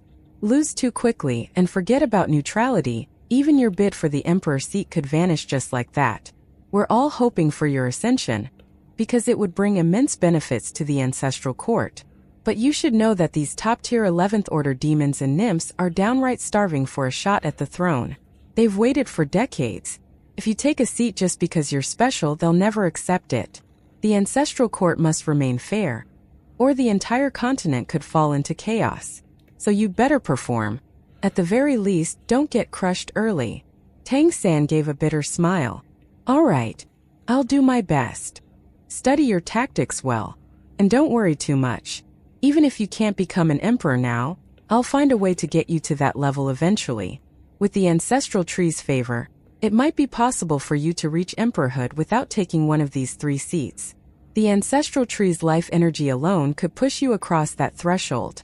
Understood, Your Majesty. Tang San responded to the Sunborn Nymph Emperor with due respect, though inwardly he felt puzzled. From his interlocutor's tone, it sounded like he no longer believed Tang San had much chance of becoming an emperor. This was a clear shift in attitude. Previously, the Sunborn Nymph Emperor had seemed quite eager to support his rise, clearly hoping to benefit from it. But now that support seemed to have cooled down. Still, this wasn't something he could question directly. It likely had to do with the discussions between the Sunborn Nymph Emperor and the Celestial Fox Demon Emperor. Celestial Fox again. Should I go visit him in person and try to persuade him? No, better not stir up new complications just yet. At least on the surface, the Sunborn Nymph Emperor was still supporting him. If he were to approach the Celestial Fox Demon Emperor now, the Sunborn Nymph Emperor would surely notice, and it could easily raise doubts. He couldn't afford to play the wrong hand right now. He had to proceed carefully. So what if it's the battle for the throne? I need to win this one anyway. Bring it on. The Sunborn Nymph Emperor seemed to be deep in thought. After a long pause, he finally said, Anyway, I expect you to compete. Before the tournament starts, come find me. I have something for you. Thank you for your gift, Your Majesty, Tang San quickly replied. The Sunborn Nymph Emperor actually rolled his eyes. You really know how to take advantage of a situation, don't you? Whatever, I'll see you later. The temperature in the room suddenly rose slightly, then the Emperor vanished into thin air. At his level, even without a natural affinity for space, he could still wield spatial power to some degree. So the matchmaking tournament has officially turned into the battle for the throne. Huh? In any case, it seemed that the original matchmaking format would remain as such, which meant that Mei Gongzi would at least have an advantage. She wouldn't need to fight early on. He just wasn't sure how the actual tournament would be structured. Last time, he joined the elite competition out of necessity, but this time he was eager. After all, if he won, he could rightfully marry Mei Gongzi. Nothing could be more important. He thus immediately sought out the Council Mountain staff to ask how to register. As it turned out, registration was being handled right there at the Ancestral Court, and the Sunborn Nymph Emperor had already signed him up. He didn't need to do anything else. That saved time. There was still about a month and a half until the tournament began. By now, all participants were either en route to or already at the Ancestral Court. Without a doubt, this would be one of the most significant competitions in its history. Nothing of this scale had happened before. The number of applicants was increasing daily. Tang San even wondered if every 11th Order powerhouse on the Demon Continent planned to try their luck. And seeing the numbers, he was secretly shocked. The sheer number of 11th Order beings on the continent was staggering. Indeed, just as the Sunborn Nymph Emperor had told him, over 100 had already signed up. Over 100 11th Order beings, either Great Demon Kings or Great Nymph Kings. That was a terrifying number, and it wasn't even the final number. People were still signing up. The Blue Gold Tree Clan had 4 11th Order members, including Tang San. The Peacock Demon Clan had only 3 or 4 as well. There were other clans with 11th Order powerhouses, the Dragon Race, Phoenix Race, and Behemoth Clan, which were naturally powerful, had the highest numbers. On the Solstice Empire side, The Scorching Sunflower clan and the Netherman Flower clan also had many contenders. There were even rare species and mutated bloodline beings coming out of the woodwork. Who wouldn't want to compete for an emperor's seat? Indeed, this was the best opportunity to become an emperor in over 1,000 years. With solid enough talent, the resources of Phelan, and the momentum of the Demon Continent's fortune, reaching the 11th order wasn't that difficult. But becoming an emperor was another story altogether, and the main obstacle was simply the lack of available positions, considering that there was a limited number of them. Now, 3 seats had opened up, and with the 2 countries locked in a struggle anyway, the situation had become incredibly complex.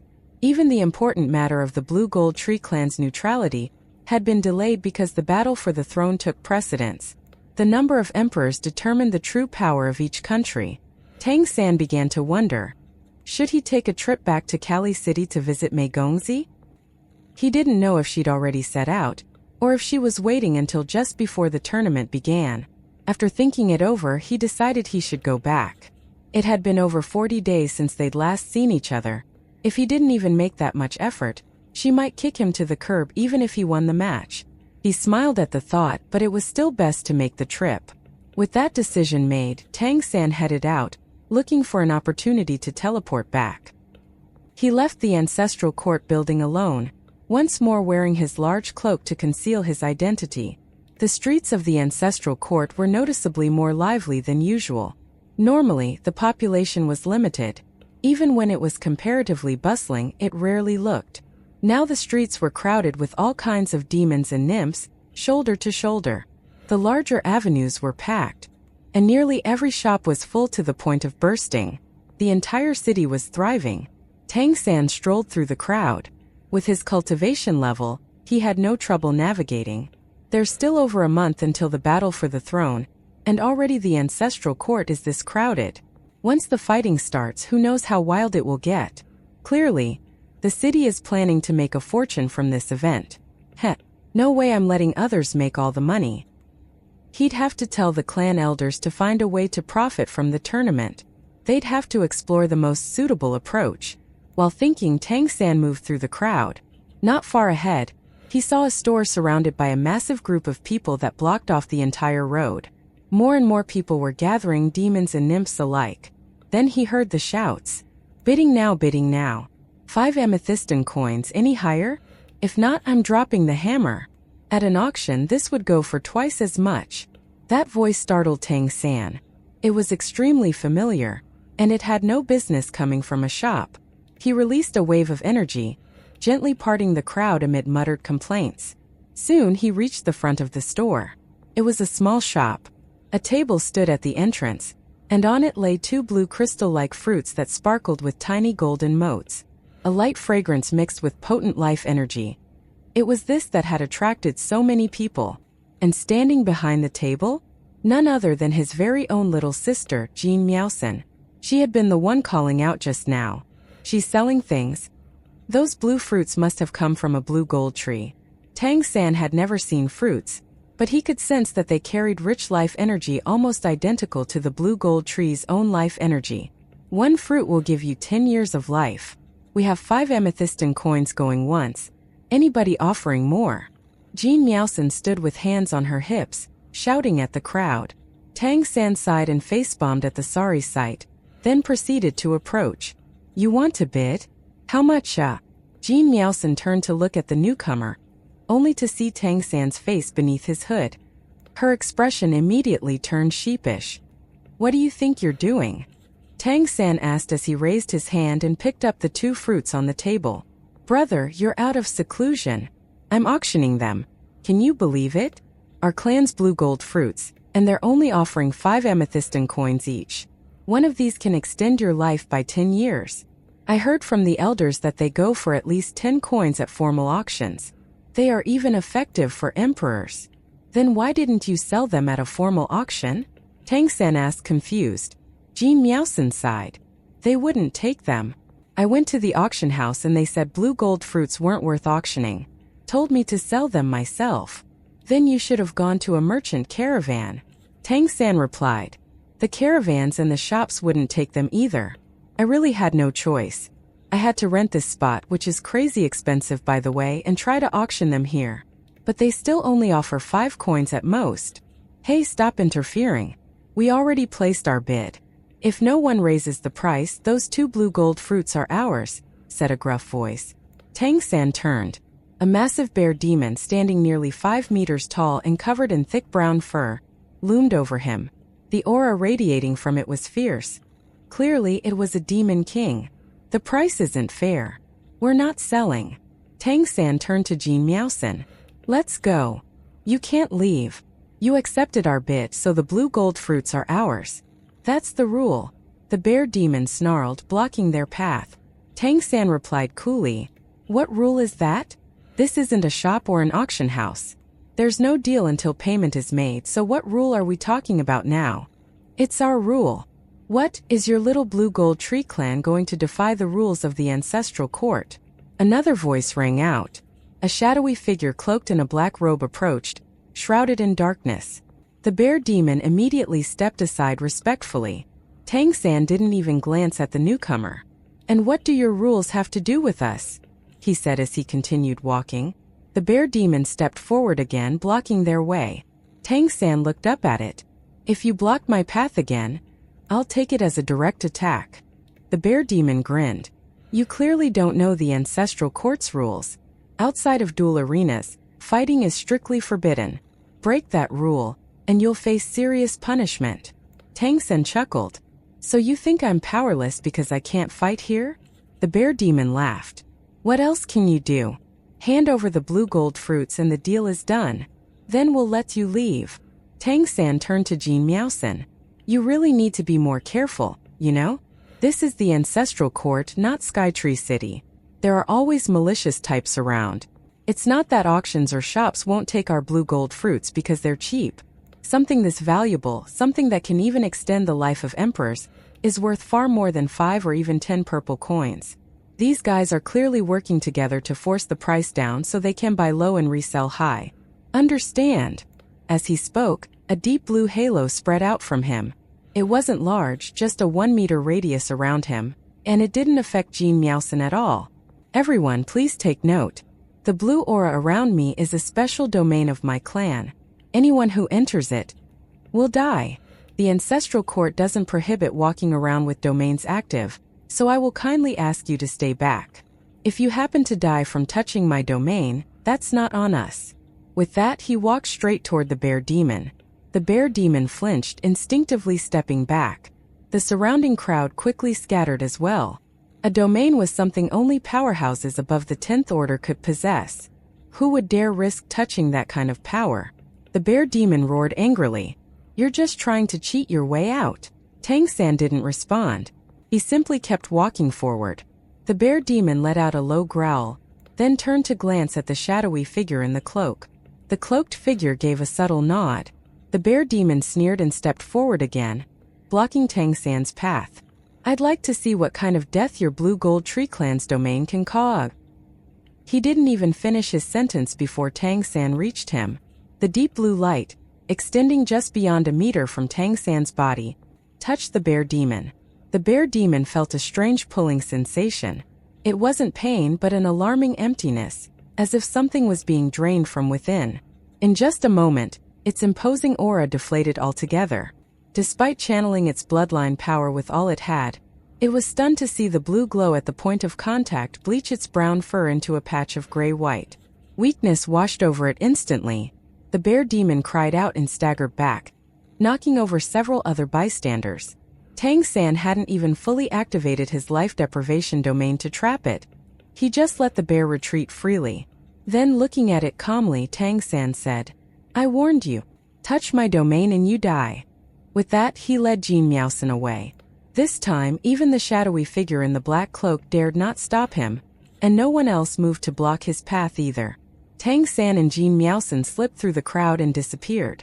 Behind them, the massive bear demon stood in shock. A wide patch of gray-white fur now marked its paw, and its aura had clearly weakened. It growled again, but this time its eyes were full of fear. As they walked away, Jean Miaosan huffed angrily. These demon and nymph folks in the ancestral court are really awful. They're always bullying outsiders. Tang San said calmly. It's the law of the jungle everywhere. We're new here, and you're trying to make money. Of course you'll be targeted. But tell me, why were you suddenly selling blue gold fruits? That's not something you can just take out and sell casually. Even if he didn't know exactly how rare they were, Tang San could easily tell how valuable they would be to demons and nymphs alike. 5 amethystin coins? What bullshit. These things are practically priceless. Jean Miaosen looked a little sheepish. Big brother.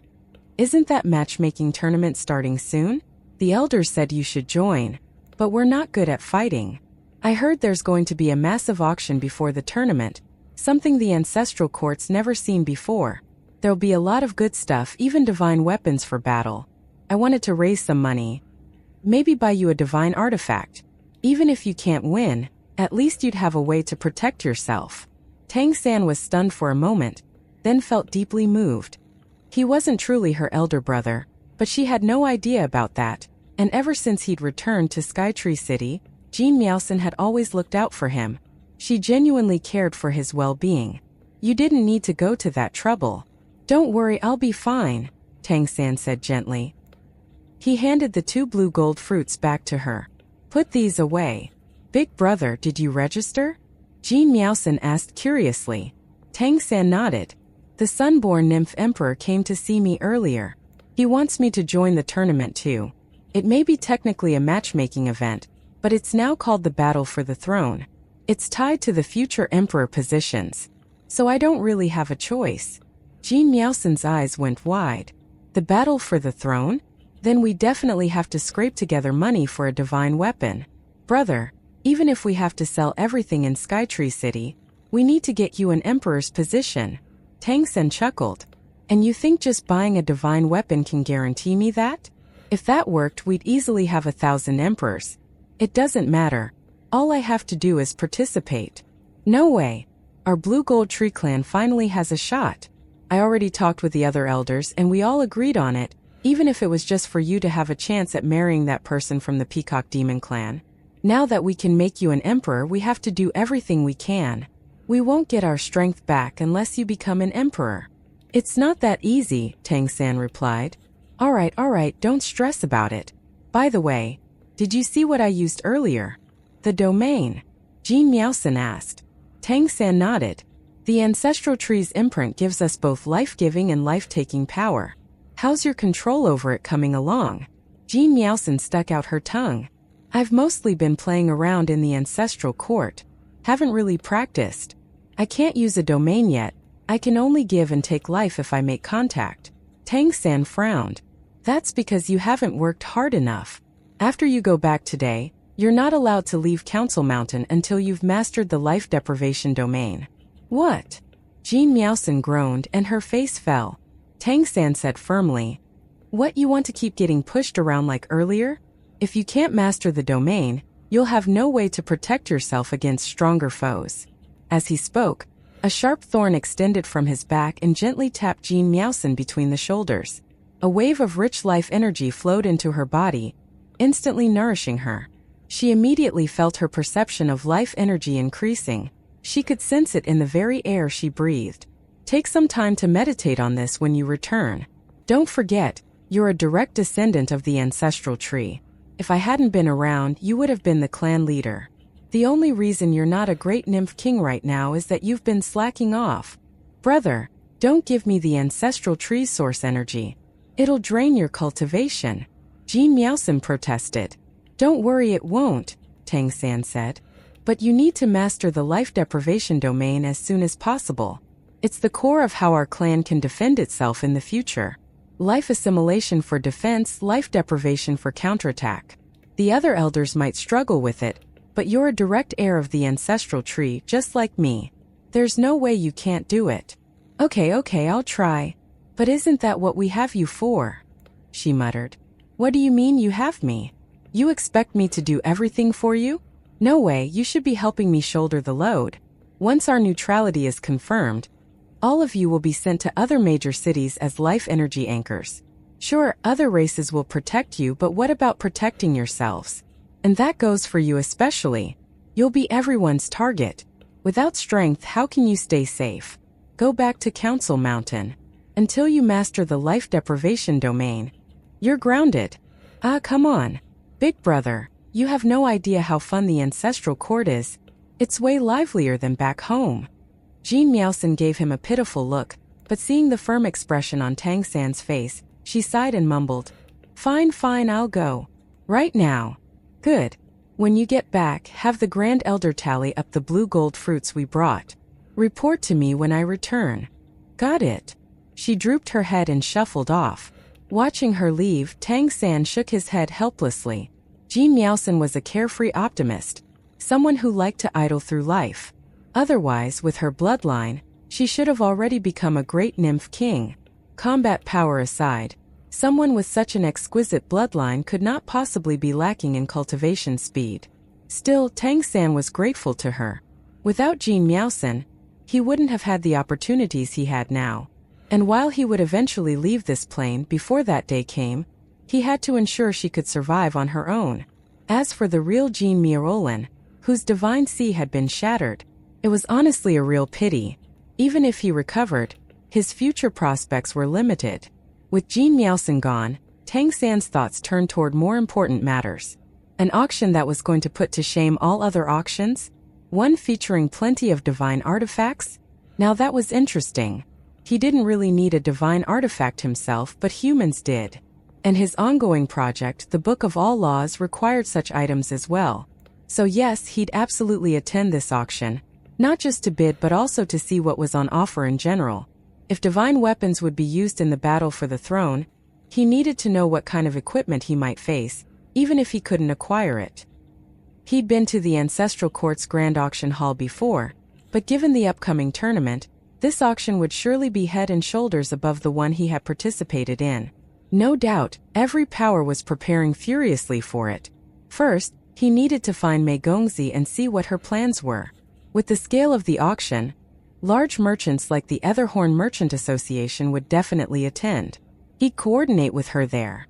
With that thought, Tang San slipped back into the crowd. Finding a gap was easy with his cultivation level. When he teleported, no demon or nymph noticed a thing. As always, he returned to the top floor of the White Tiger Grand Hotel. The White Tiger Demon Emperor wasn't there. So Tang San activated the teleportation array and instantly departed. With his improved cultivation, long-distance teleportation was no longer such a burden. The evolution of the space-time lighthouse had made his teleportation power incredibly potent. Even his chrono-transformation imprint was evolving thanks to it. Tang San's long-term plan was for his next transcendent bloodline to emerge at the Emperor level. It would be something called the space-time transformation, the fusion of the Peacock transformation and chrono-transformation. It would synergize perfectly with the space-time lighthouse and become one of his core abilities. Even on the greater universal scale, space and time were among the most profound of forces, and that held doubly true for a fusion between them. But now wasn't the right time to fuse them. The nature of this new force was too unstable, and the energy released during fusion would be immense. Tang San had to wait until his divine consciousness grew stronger, and the space-time lighthouse was more refined. He released his divine consciousness, searching for Mei Gongzi's aura. But to his surprise, she wasn't there. It wasn't just her missing. Luo Qingzhu was not present either. The entire city lord's residence felt eerily empty. He couldn't sense a single demon king, in fact. She's not here? Seems like they've already left. With that thought, he instantly teleported again, this time heading for Crescent Island. The moment he arrived, he was met with a surge of powerful faith energy. The oceanic aura filled every pore of his body with comfort. In truth, this was where he was supposed to be cultivating. The benefits he got here far surpassed even those he received from the ancestral tree. As a true god, there was no energy more nourishing to him than the faith of his followers. But he lacked time, and more importantly, he was actually wary of faith energy. Unlike other energies that could be refined and regulated, faith directly enhanced his divine consciousness. If it increased too much and it gave too much power to his divine seat, then he would be forced to attempt the tribulation, whatever that entailed, and ascend to emperorhood. And he was not ready for that. When it came to ascending to emperor, the greatest challenge wasn't the force of heaven and earth, but rather the existing emperors themselves. For that reason, Tang San couldn't rush things. and he had to slow down the accumulation of faith energy. While he was in the middle of the continent, Tang San's ability to absorb faith energy was naturally reduced. Now that he was out at sea, Tang San let his aura expand freely, offering his blessings to those that worshipped him in exchange for the faith energy they provided. At the same time, he activated his divine consciousness and quickly located his target. With another flash of silver light, Tang San teleported again. Compared to his last visit to Crescent Island, Shao He had changed noticeably. His skin was darker now, inevitably tanned by the blazing sun. His aura had changed too, a sign that his cultivation was steadily advancing. Though he had yet to pass his godhood tribulation, he had already recovered to the peak of the ninth order. It helped, of course, to have a wife who infused him with bloodline power daily.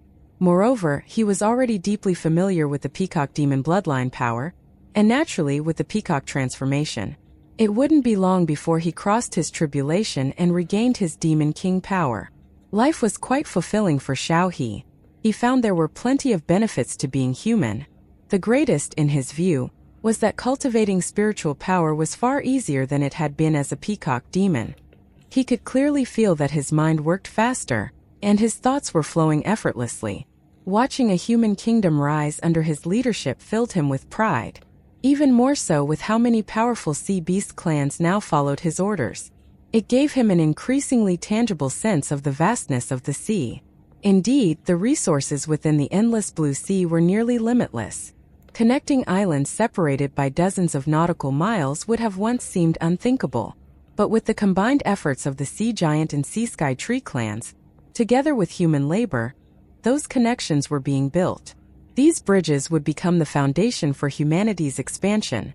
In the future, this would no longer be a bunch of islands peppered across the sea, but a newborn continent, an independent human world. The more progress they made, the more hope Shao He saw for humankind, and the more driven he became. Now that the islands were interconnected, human territory had expanded dramatically. Those sea bridges continued to improve in flatness, width, and stability. The water around Crescent Island no longer felt like the sea. It was more like a vast lake. No waves dared approach. Around the island and the bridges, the water was almost perfectly still. Today, Shao He was directing laborers in installing railings on one of the bridges. They couldn't rely solely on the sea giants and sea sky trees. Humans had to put in work too. Just then, a beam of light flashed, and a figure appeared out of thin air. Shao He wasn't startled by the appearance. After all, he now had some control over spatial power himself. What did surprise him slightly was that the figure's appearance caused no spatial ripples at all. The mastery over space was so refined that for a moment, he thought it was his daughter. "You're back again, wait, huh? It's you." As the former Peacock Great Demon King, Shao He rarely showed surprise. But when he saw Tang San, his eyes widened. Tang San smiled. "It's been a while, Prime Minister." Shao He snorted. "You have the nerve to say that? You've basically been a hands-off boss. Ever since you handed things off to me, you've ignored everything. And if it was only this place, I wouldn't say much. But I heard you haven't even returned to Cali City. Let me tell you, Little May has complained more than once. If you don't come back soon, someone might snatch her away during the matchmaking tournament." Tang San laughed. "I've been preparing for exactly that. Father-in-law, where did Little May go? I stopped by Cali City earlier, but she wasn't there, and your wife was gone as well." "They left for the ancestral court 3 days ago," Shao He said. "This isn't just any matchmaking tournament anymore. It's a battle for an emperor seat. They say it's drawing nearly all the top 11th order beings from the demon continent. She said you told her it's fine to participate when you last visited, so they decided to go early to prepare." Tang San nodded. "So they've already left. Then I'll return to the ancestral court and wait for them." Shao He frowned. "How do you plan to do this?" "I've been thinking it over and it's pretty complicated. You cannot reveal your identity too easily. You're in the ancestral court, with more than a dozen emperors around. If things go wrong, you could get trapped and that would be a huge mess." "I'm ready," Tang San replied. "Don't worry, I have a plan.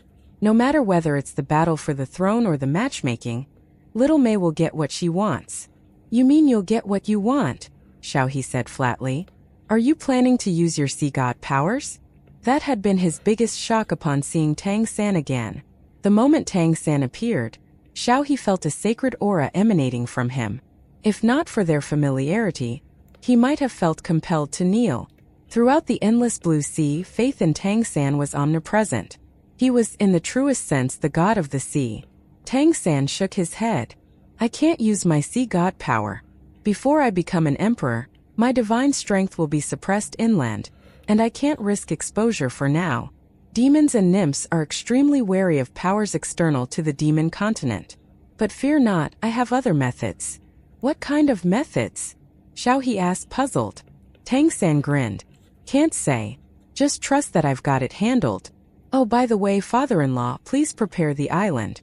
I may bring some life energy-rich nymphs here to help elevate the island's vitality. Shao He looked shocked. Don't tell me. You're bringing Blue Gold Tree clan members here? Please don't. Word is, the ancestral tree has awakened and filed a report with the ancestral court. All clans are forbidden from capturing Blue Gold Tree members. Violators will face severe punishment from the court in retaliation from the Blue Gold Tree clan. I heard that's why the Adamant Nymph Emperor fell recently. The ancestral tree is one of the 3 ancestors of all nymphs, and one of the progenitors of life on this planet. Who knows what divine power it holds? Either way, don't risk it. Tang San was surprised. You know about the Blue Gold Tree clan? Shao He gave a wry smile. I was once a city lord, so how could I not know? But most of the Blue Gold Tree clan's resources are monopolized by the Solstice Empire. It's hard for the Empyrean Dominion to get any. And without an emperor, it's even harder for us.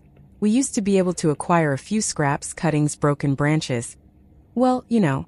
But under pressure from the ancestral court, we had to hand those over too. They were originally kept in the Peacock clan's ancestral land, but that's no longer an option either.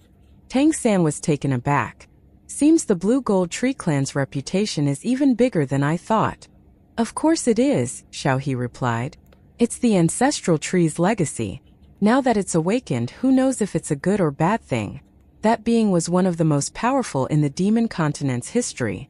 If it really has returned, the Empyrean Dominion will be extremely uneasy.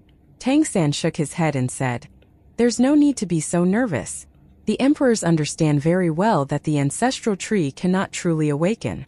The ancestral tree governs the life origin of the plane. That's the most fundamental force of any realm. Back then, its divine sense didn't scatter because it died, but because it had ascended to a certain level without a divine seat to support its vast divine consciousness. That's what led to its fusion with heaven and earth. It became part of the world itself. So what's awakening now is merely its instincts, not its actual spirit. If it were truly awakening, the entire plane would be shaken. Even the laws of the universe wouldn't permit such a thing. Shao He nodded in realization. So that's how it is. I thought the rush to hold the matchmaking tournament was because of the ancestral tree's awakening. But in the end, it's still just a contest for the emperor seats. And now that another seat has opened up, the competition will be even fiercer rather than calming down. More 11th order powerhouses will believe they have a shot. Are you and Little May going to each claim a seat? Tang San nodded slightly.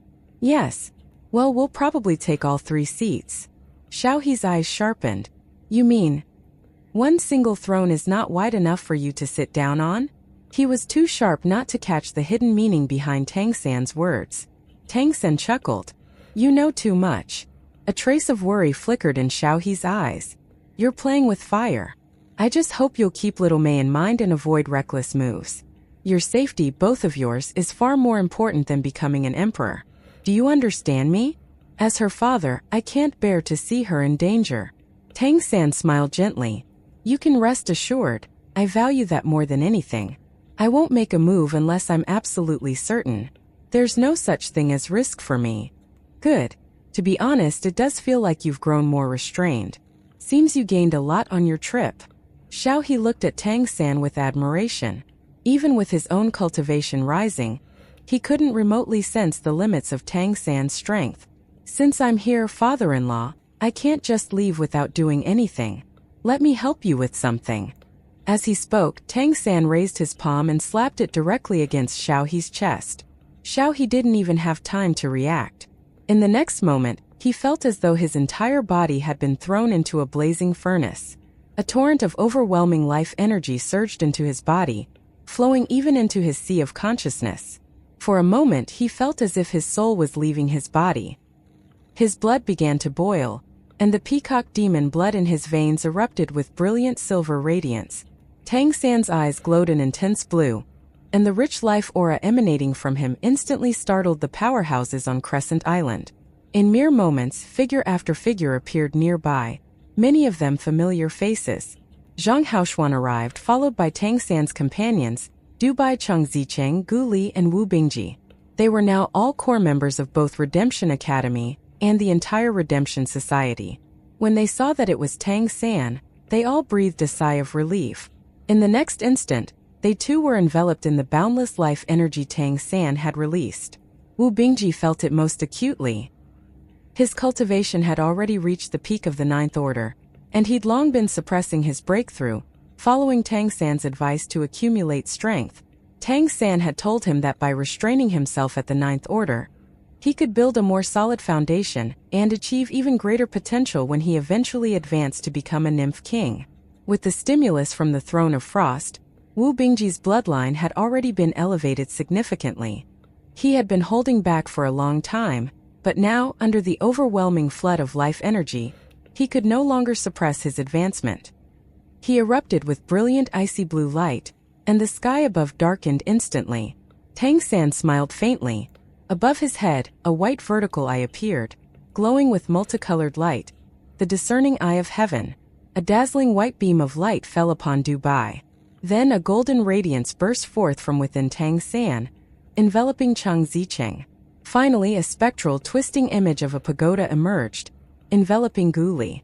At that moment, all of them felt an uncontrollable surge of power within their bodies. Their bloodlines were all ignited at the same time. There's no more time for leisurely training. I hope I'm not forcing the sprout to grow by pulling it up. From today onward, you'll need to train even harder in order to stabilize your power. Tang San's voice echoed in their minds, but by now Wu Bingji, Gu Li, Cheng Zicheng, and Dubai had already lost the ability to think clearly about what was going on and what he meant. All they could do was etch his words into their memories. Their bloodline power surged rapidly, and Wu Bingji directly hit the threshold of his tribulation. The others too advanced swiftly, drawing closer to his level. The sky above grew darker by the second. Tang San's eyes gradually turned gold. In front of him, Xiaohe was undergoing the same transformation as Wu Bingji.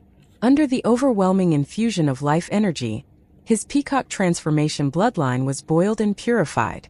Even the last bits of incompatibility between his soul and his body were going away. Soul and body were being melted into one by the life energy, allowing his reborn divine consciousness and his borrowed physical form to merge more perfectly. Previously, his divine consciousness had been sealed for fear that his sea of consciousness couldn't bear it. But now, this sea of consciousness was undergoing a transformation. The power of his divine consciousness was no longer of much concern. Zhang Haoshuan also felt the nourishment of Tang San's vast life energy. Though he couldn't break through for now, his bloodline power was being rapidly purified. This enhanced both his cultivation and his potential. As the only one still able to think clearly, Zhang Haoshuan was utterly stunned. What level has this kid reached now? Tang San was single-handedly pushing 5 people straight into the 10th order. But what shocked Zhang Haoshuan even more was what was happening around Crescent Island. Countless pale blue specks of light were rising into the sky. The clouds above had long since thickened, but the lightning tribulation that should have arrived immediately was still nowhere in sight, as if something was holding it back. Has he reached the point where he can suppress the tribulation itself? Zhang Haoshuan wondered in disbelief. The answer was, in fact, yes. Tang San was back on Crescent Island, where he could draw upon boundless faith energy. With his divine seat, there was no other being in this plane who could rival him in terms of pure authority. By channeling faith energy to obscure the flow of fate, he could hide his actions from the laws of heaven, effectively preventing the tribulation from finding its targets. Father-in-law, your turn. Tang San raised his hand and gently pushed Xiaohe forward. By now, Xiaohe had fully awakened. Silver light radiated from his body, and behind him, a brilliant silver peacock projection shimmered into view. The faith energy barrier in the sky cracked open and a massive bolt of lightning descended from the heavens, rushing straight toward Shao He. Silver light flashed in Shao He's eyes. He raised his hands and shifted his posture. Instantly, the lightning veered off course and passed by his body. Star Shift, the Peacock Demon Clan's ultimate divine technique. Though his cultivation couldn't compare to when he was the Peacock Great Demon King, in terms of experience and mastery of the Peacock Demon bloodline, Shao He was still the same as before. Moreover, he had undergone a tribulation once already, so this wasn't unfamiliar territory. His use of Star Shift was perfect, and he was calm and composed. Though his body was shrouded in lightning and his sea of consciousness shook violently, leaving his divine consciousness unstable, Shao He's gaze remained resolute. He understood well that a godhood tribulation was no easy matter, especially given that this body was not his to begin with. His soul and body were mostly fused, but mostly is not entirely. For a long time he hadn't even considered attempting a breakthrough, planning instead to suppress his cultivation indefinitely. He hadn't expected Tang San to just return and solve the problem for him in one go. With overwhelming high-level life energy, Tang San had forcibly harmonized his original divine consciousness with his new sea of consciousness, allowing it to evolve into a true sea of divine consciousness that truly belonged to himself in all aspects. Difficulties were inevitable, but Shao He felt more confident than ever. His peacock transformation revealed its most refined abilities under his perfect control. Each bolt of lightning he withstood strengthened his body, and at the same time, his sea of consciousness slowly stabilized. Tang San's divine consciousness remained locked onto him, monitoring the changes in his body and spirit. Once he sensed that Shao He's divine consciousness had stabilized at the 11th order and his silver aura was growing brighter and more refined, he was at ease. The tribulation was no longer an issue, and once completed, Shao He's newly reformed sea of consciousness would put him far beyond average demon kings in terms of spirit. The fundamental abilities of the Peacock Demon bloodline were focused on space manipulation and of course spiritual power, two aspects in which Shao He was certainly not lacking. And after crossing this tribulation, it wouldn't take long for him to return to his former peak. The Peacock Demon King would once more spread his wings. "Senior brother, get ready." Tang San raised his hand and pulled Wu Bingji into the air. Immediately, lightning descended and struck him head-on. Ice shattered and Wu Bingji dropped slightly, but layers of dense ice kept emerging from him, compressing and transforming into countless glacial barriers that buffered the force of the tribulation. Tang San didn't help him, and neither did he suppress the tribulation's strength in any way. Wu Bingji had long suppressed his advancement, and he needed to endure this in full. Only through such a baptism could he grow stronger. As for Cheng Zicheng, Gu Li, and Dubai, Tang San didn't let them face their tribulations right away. Their cultivation hadn't truly reached that stage. For now, he used his own power to push their bloodlines forward. Years ago, when Tang San was still weak, he had absorbed their bloodlines: Golden Rock, Chrono Croc, and Celestial Fox. Now it was time to return that favor. His Golden Rock bloodline had now become a first-tier bloodline, due to the fusion with the Wind Dragon bloodline. And now, the resonance between their shared bloodline allowed Tang San to stimulate Cheng Zicheng's Golden Rock bloodline.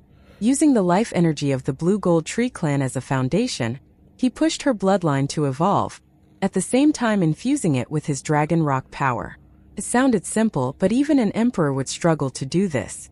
Without access to high-level life energy as a bonding agent, it was simply impossible. Cheng Zicheng could clearly feel the transformation. Her Golden Rock bloodline power was growing stronger by the second.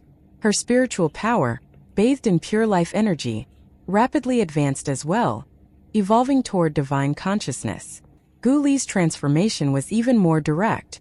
He felt the mysteries of time unfolding before him, and with life energy backing him, Gu Li's perception of time grew sharper. Using the space-time lighthouse, Tang San allowed him to see time in its purest form, pushing his chrono transformation beyond the limits of the original chrono crocodile, and toward something that could truly be called time transformation. Tang San didn't add space into the mixture. It would have been too much. But even so, this evolution alone was already monumental. As for Dubai, Tang San's focus was purifying his Celestial Fox bloodline, enhancing it, and then channeling massive fortune energy into his body through the polar luck domain. In his vision, Dubai's fortune skyrocketed. His spiritual power surged, and the illusory fox behind him began to grow a seventh tail. Half an hour later, Chang Zicheng began her tribulation. An hour after that, Guli followed. By this point, Shao He had completed his tribulation. Though he was charred black by lightning, much like his son-in-law had been not too long ago, his eyes gleamed brightly.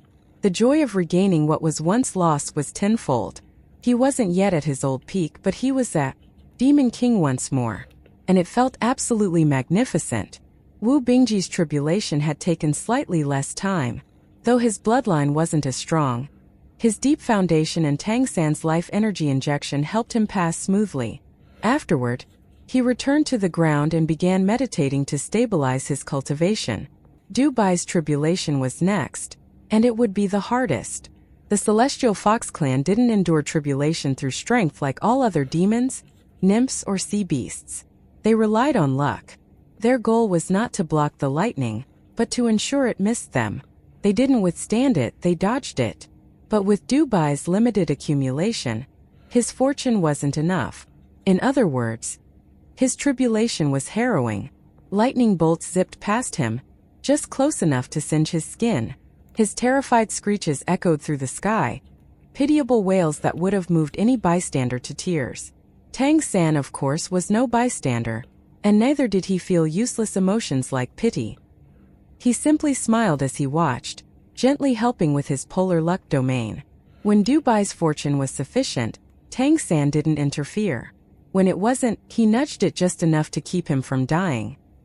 He made sure Dubai received just enough of a shock to temper his divine consciousness while avoiding death. By the time Dubai's tribulation ended, the others were already seated in meditation, lightly grilled but mostly intact. Dubai, by contrast, lay foaming at the mouth, whether from pain or terror, only he himself knew. The thunderclouds gradually faded, and peace returned. The sea beasts who had been enjoying the show from afar dispersed.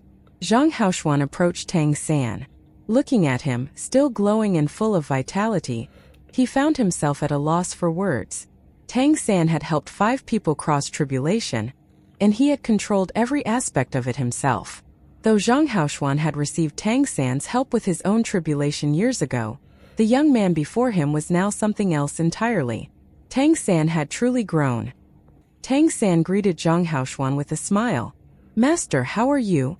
Zhang Haoshuan gave a wry smile. "Please, I'm not worthy of that title.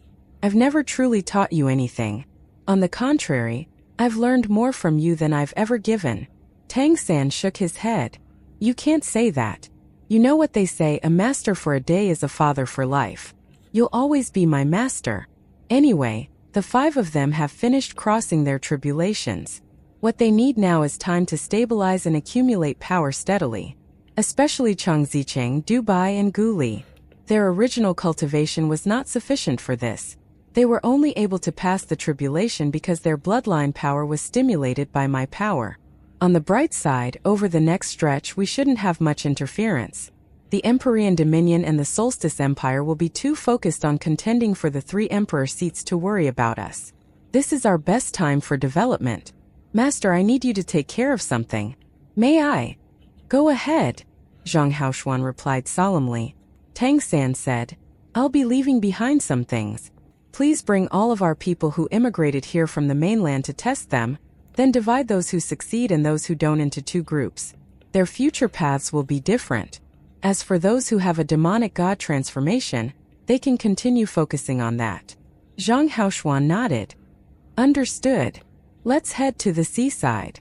The 2 of them flew to the shoreline. By the sea, a crowd of sea beasts had already gathered. Clearly, they had sensed Tang San's aura and had come to see him. Among them were even sea kings. Tang San released his divine consciousness, letting his life aura bloom outward. Cheers erupted across the surface of the sea. He asked Zhang Haoshuan to wait on the beach while he stepped into the air above the sea. With a ripple of divine consciousness, he instructed the sea beasts to clear an area of water. Then above his head, his discerning eye of heaven appeared once more. Surrounded by multicolored radiance, the eye emitted strange, shifting light. Tang San raised his right hand and pointed toward the sea below. Instantly, the fire energy in the air began to gather below him. Visible specks of red light clustered atop the ocean, quickly dyeing a patch of water red. Strangely, though the water seemed to be boiling, there was no steam or vapor. Through his powerful divine consciousness and the evolved discerning eye of heaven, Tang San had displaced a portion of seawater and condensed pure fire element in its place, mimicking the sea's form. He was drawing upon his memories of the Fire Dawn clan's red magma sea. The fire element in the area slowly became denser, flowing in a strange and mesmerizing way. Soon, a 50-meter-wide pool of fiery red seawater had taken shape, clearly distinct from the surrounding sea. Without pause, Tang San began drawing the second element.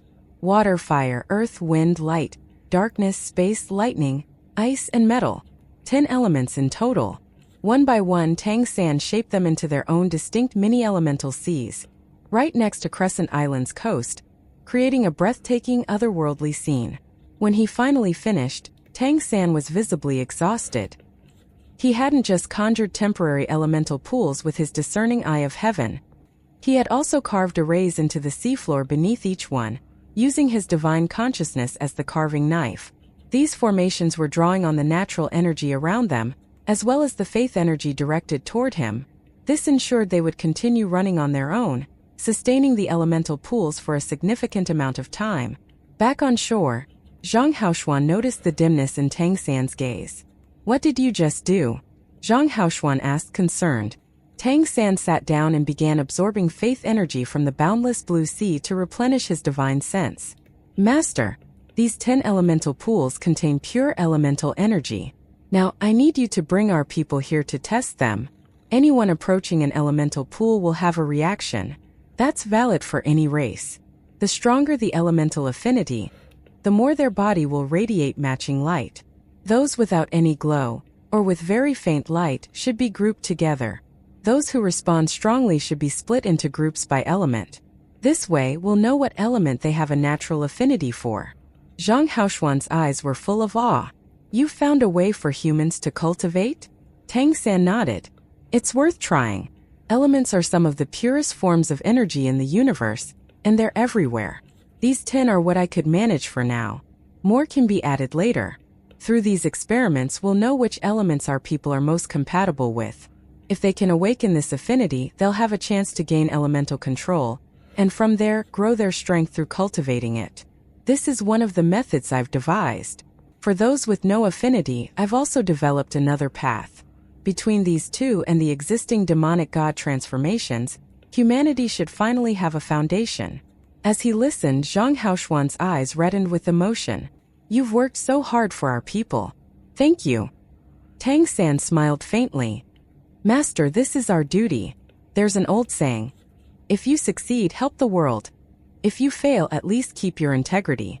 Great power comes with great responsibility." Zhang Haoshuan quietly repeated the phrase. Though he didn't remember ever hearing such a proverb, the wisdom in it rang true. "I'll organize everyone for testing right away. Are you leaving again?" Tang San nodded. "Please stand guard for Prime Minister Shao and my seniors here. I can't wait for them to finish meditating. I still have matters to attend to." "All right. Leave it to me. When you return, it'll all be done." Tang San smiled. "Then we can begin the awakening trials and see if this method truly works. Especially for the younger children. Anyone 6 years or older should try. Those with strong affinity should come often to observe the elements in these pools and try to get a feeling for them. The energy in the elemental pools is under the control of my divine consciousness. It's gentle, so even touching it poses no risk." "Understood. I'll arrange everything." Zhang Haoshuan's expression was full of hope. As someone who had worked with the Redemption Organization for years, he knew better than anyone what humanity lacked. The fusion of the Rainbow Deer Demon Emperor's bloodline and the discerning eye of heaven had not only given Tang San another super bloodline, but also shown him this elemental path. He wasn't yet certain whether it would succeed, but there was a real chance. Using the discerning eye of heaven, Tang San had also tested his own elemental affinities. With his cultivation, he could manipulate any element, but affinity levels varied. Fire, for instance, was especially high due to his immortal flame phoenix bloodline. Spatial affinity was obvious as well, but some other elements had comparatively lower affinity. How was one to master the elements? That required being able to sense them first, and logically, that involved being sensitive to them. If someone had a strong natural affinity, could they awaken this sensitivity naturally? This was one of the reasons Tang San tasked Zhang Haoshuan with conducting those experiments. If it could happen naturally, then all was good. If it couldn't, then what kind of external stimulus would be needed? Of course, Tang San could now use his divine consciousness and the Blue Gold Tree clan's life energy to achieve this. But he couldn't remain on Phelan forever, so what would happen after he left? He had to establish a stable, systematic method for humanity to consistently gain powers through their own means. Only then could their cultivation path be considered truly complete. Tang San teleported back to Kali City, and from there back to Golden Valley. He had to check on Jean Miaolin. Jean Miaolin's condition had improved. Though his brain was still somewhat muddled, both his physical and mental states had stabilized, and with powerful Lion Tiger clan warriors guarding him, there was no immediate danger. Perhaps due to the presence of this direct descendant of the ancestral tree, the life energy emitted by the valley's golden tree had become noticeably stronger, and its growth had accelerated. Through the teleportation array inside Golden Valley, Tang San returned to the White Tiger Hotel. This time, the White Tiger Demon Emperor wasn't even there waiting for him. Instead of heading directly back to the Council Mountain, he spent some time meditating in the training room on the hotel's top floor. Using the amethystine stones there, he restored his divine consciousness before quietly heading out again. It was now the morning of the second day. Though still early, the streets of the ancestral court were as lively as ever. As he walked through the crowds, Tang San overheard numerous mentions of the upcoming super auction. People said even a single entry slot had been speculated up to astronomical prices. It seemed clear that the ancestral court was planning to rake in huge profits. The major merchant guilds, backed by emperor-level power, were pulling the strings behind the scenes. Though the other horndeers had peerless business acumen, they could not compare to the major commercial forces entrenched in the ancestral court. Tang San wondered when Mei Gongzi would arrive. He should have returned earlier to accompany her through teleportation. Though she could perform long-distance teleportation herself, the cost was significant, and distances beyond a certain point were out of her reach. Now that she was the central figure of the so-called marriage tournament, she would be under heavy scrutiny. Before leaving the White Tiger Grand Hotel, Tang San had left a note. If Mei Gongzi arrived, she would likely stay there as well. With proximity, they could use their communicators to connect. While such contact could be detected by the emperor-level beings of the ancestral court, they would only detect the signal, not its contents. One message would do, just enough to alert him that she had arrived. Tang San would, of course, avoid contacting her while he was inside his Council Mountain quarters. After circling the city a few times, Tang San finally returned to Council Mountain. When he arrived at his room, he found the Grand Elder already waiting for him. He and Jean Miaosan were both meditating in the hallway outside Tang San's door. "Wake up." Tang San nudged them with his divine consciousness. The two stirred from their meditation. "Big brother, you're finally back." "Oh wait, it's already morning, isn't it?" Jean Miaosan pouted. "I wandered around outside a bit longer than planned." Come in. Tang San opened the door and brought them into his room. "You didn't have to wait out here. I would have contacted you when I got back," he said with some exasperation. The Grand Elder smiled. "We wanted to carry out your instructions as soon as possible. Are you planning to attend the auction?" Tang San nodded. "I need to see what's being sold, even if I don't buy anything. Knowing the market gives me an edge in the upcoming competition." The Grand Elder gave him a thumbs up. "As expected of our clan leader, always thorough. But don't worry, we have gathered a few things here and there over the years." With that, he handed Tang San a crystal blue ring. As Tang San took the ring, he immediately felt the spatial fluctuations within. It was a storage ring. "Take a look," the Grand Elder said with a mysteriously proud smile. Tang San slipped the ring onto his left thumb, as it was a bit too large for his other fingers, and took a look inside it with his divine consciousness. What he saw made even someone with his composure widen his eyes in shock. He turned toward the Grand Elder in disbelief. The Grand Elder chuckled in a wannabe sheepish manner, but he was clearly as smug as anyone could ever be. Little Sun doesn't know much about the clan's internal affairs. She's always been the playful kind, so we have handled the clan's business in her stead. Before we came here for your evaluation, we thought there could be trouble while we were away, so we brought along all of our assets. And as you well know, our Blue Gold Tree clan is the ancestral trees line, and that makes it one of the oldest clans still extant. We might be lacking other things, but we do have some savings. Tang San asked, "How much is this?" His divine consciousness had only just skimmed the contents of the ring, but it was enough to shock him. The ring itself was a priceless treasure. It was simply enormous, easily large enough to store a small mountain. And then what was inside it was a vast ocean of shimmering purple. Amethystine purple, to be exact. Within the ring were not only vast numbers of amethystine coins, but also chunks of amethystine ore, a few dozen pieces comparable to the massive one Tang San had once received as a tournament prize. He had used that prize to strengthen his divine consciousness, and that had ultimately saved his life when he fled from the tenebrous demon emperor. This ring contained far more. The Blue Gold Tree clan, Tang San knew, didn't use amethystine much themselves. Their immense life force meant their divine consciousness was always innately strong. By simply cultivating life energy, their divine consciousness would naturally grow. There was no need for special training. But for others, this was an unimaginable fortune. Our clan has long traded blue gold fruits and the branches we shed during molting. These are consumables, and they're in high demand across the entire continent. So in truth, Skytree City is wealthier than even Diamond City. After all, our resources are not only priceless, but also consumable and renewable. On the other hand, what can we even spend money on? We didn't go out much, and even if we had divine artifacts, they'd just be wasted in our hands. So we've just saved and saved. Amethystine coins are the most valuable and stable currency, and over the years we've collected quite a bit. I don't know the exact number, but I'd guess we hold at least 5% of all amethystine ore on the entire continent. The Grand Elder's smile was filled with pride, while Tang San sat there utterly speechless. These people are just filthy rich. This was probably something even the ancestral court didn't know, but it made perfect sense now that he thought about it. The Blue Gold Tree clan had little need to spend money, and were constantly targeted by others precisely because the natural treasures they could offer were so expensive that most simply couldn't afford them. And because they couldn't pay, they could only resort to force.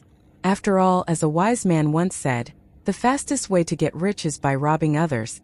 Staring at the ring on his hand, Tang San could hardly believe it. If this many amethystine coins were released all at once, wouldn't they cause massive deflation? Clan leader, there's no need for you to hold back, the Grand Elder said earnestly. Our Blue Gold Tree clan has little use for money, but you're an unprecedented existence in our clan's history. If we can help you obtain a place among the emperors just by buying a couple of divine artifacts, then even if we spend everything, it will be worth it. Completely worth it. As for blue gold fruits, since you've asked, we've brought about 1,000 of them with us. I've asked the others to sort and prepare them for delivery to you.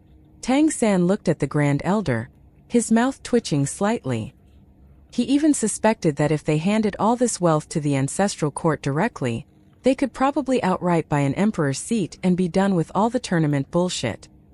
He was certain that even among all the living emperors, none had ever seen this many amethystine coins in one place, much less owned them. The fake leader of the Blue Gold Tree clan had somehow become a tycoon. Though he was confident in his strength, this marriage tournament was no joke. It was essentially a war for imperial succession involving all the strongest 11th-tier powerhouses of the demon continent. Everyone would be risking their lives, and though he easily had the strength to win, he couldn't guarantee there would be no mishaps and he wouldn't be forced to reveal something he shouldn't. Now, with so much financial support, he figured that he could solve the problem in the most simple way, by throwing money at it. With this fortune, he had a solid chance of pulling his plan off smoothly. As for Jean Miaosen, that naive little sister of his clearly had no idea the clan was sitting on such a massive hoard. Otherwise, she wouldn't have gone out trying to peddle blue gold fruits on the street. The elders who had agreed with her that they had to sell everything were probably laughing their bark off.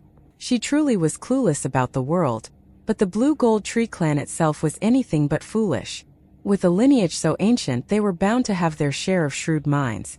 Even if they weren't warriors, their talent for hoarding money was nothing short of titanic. It made sense. The Blue Gold Tree clan essentially controlled one of the most precious and exclusive resources on the entire continent: life itself.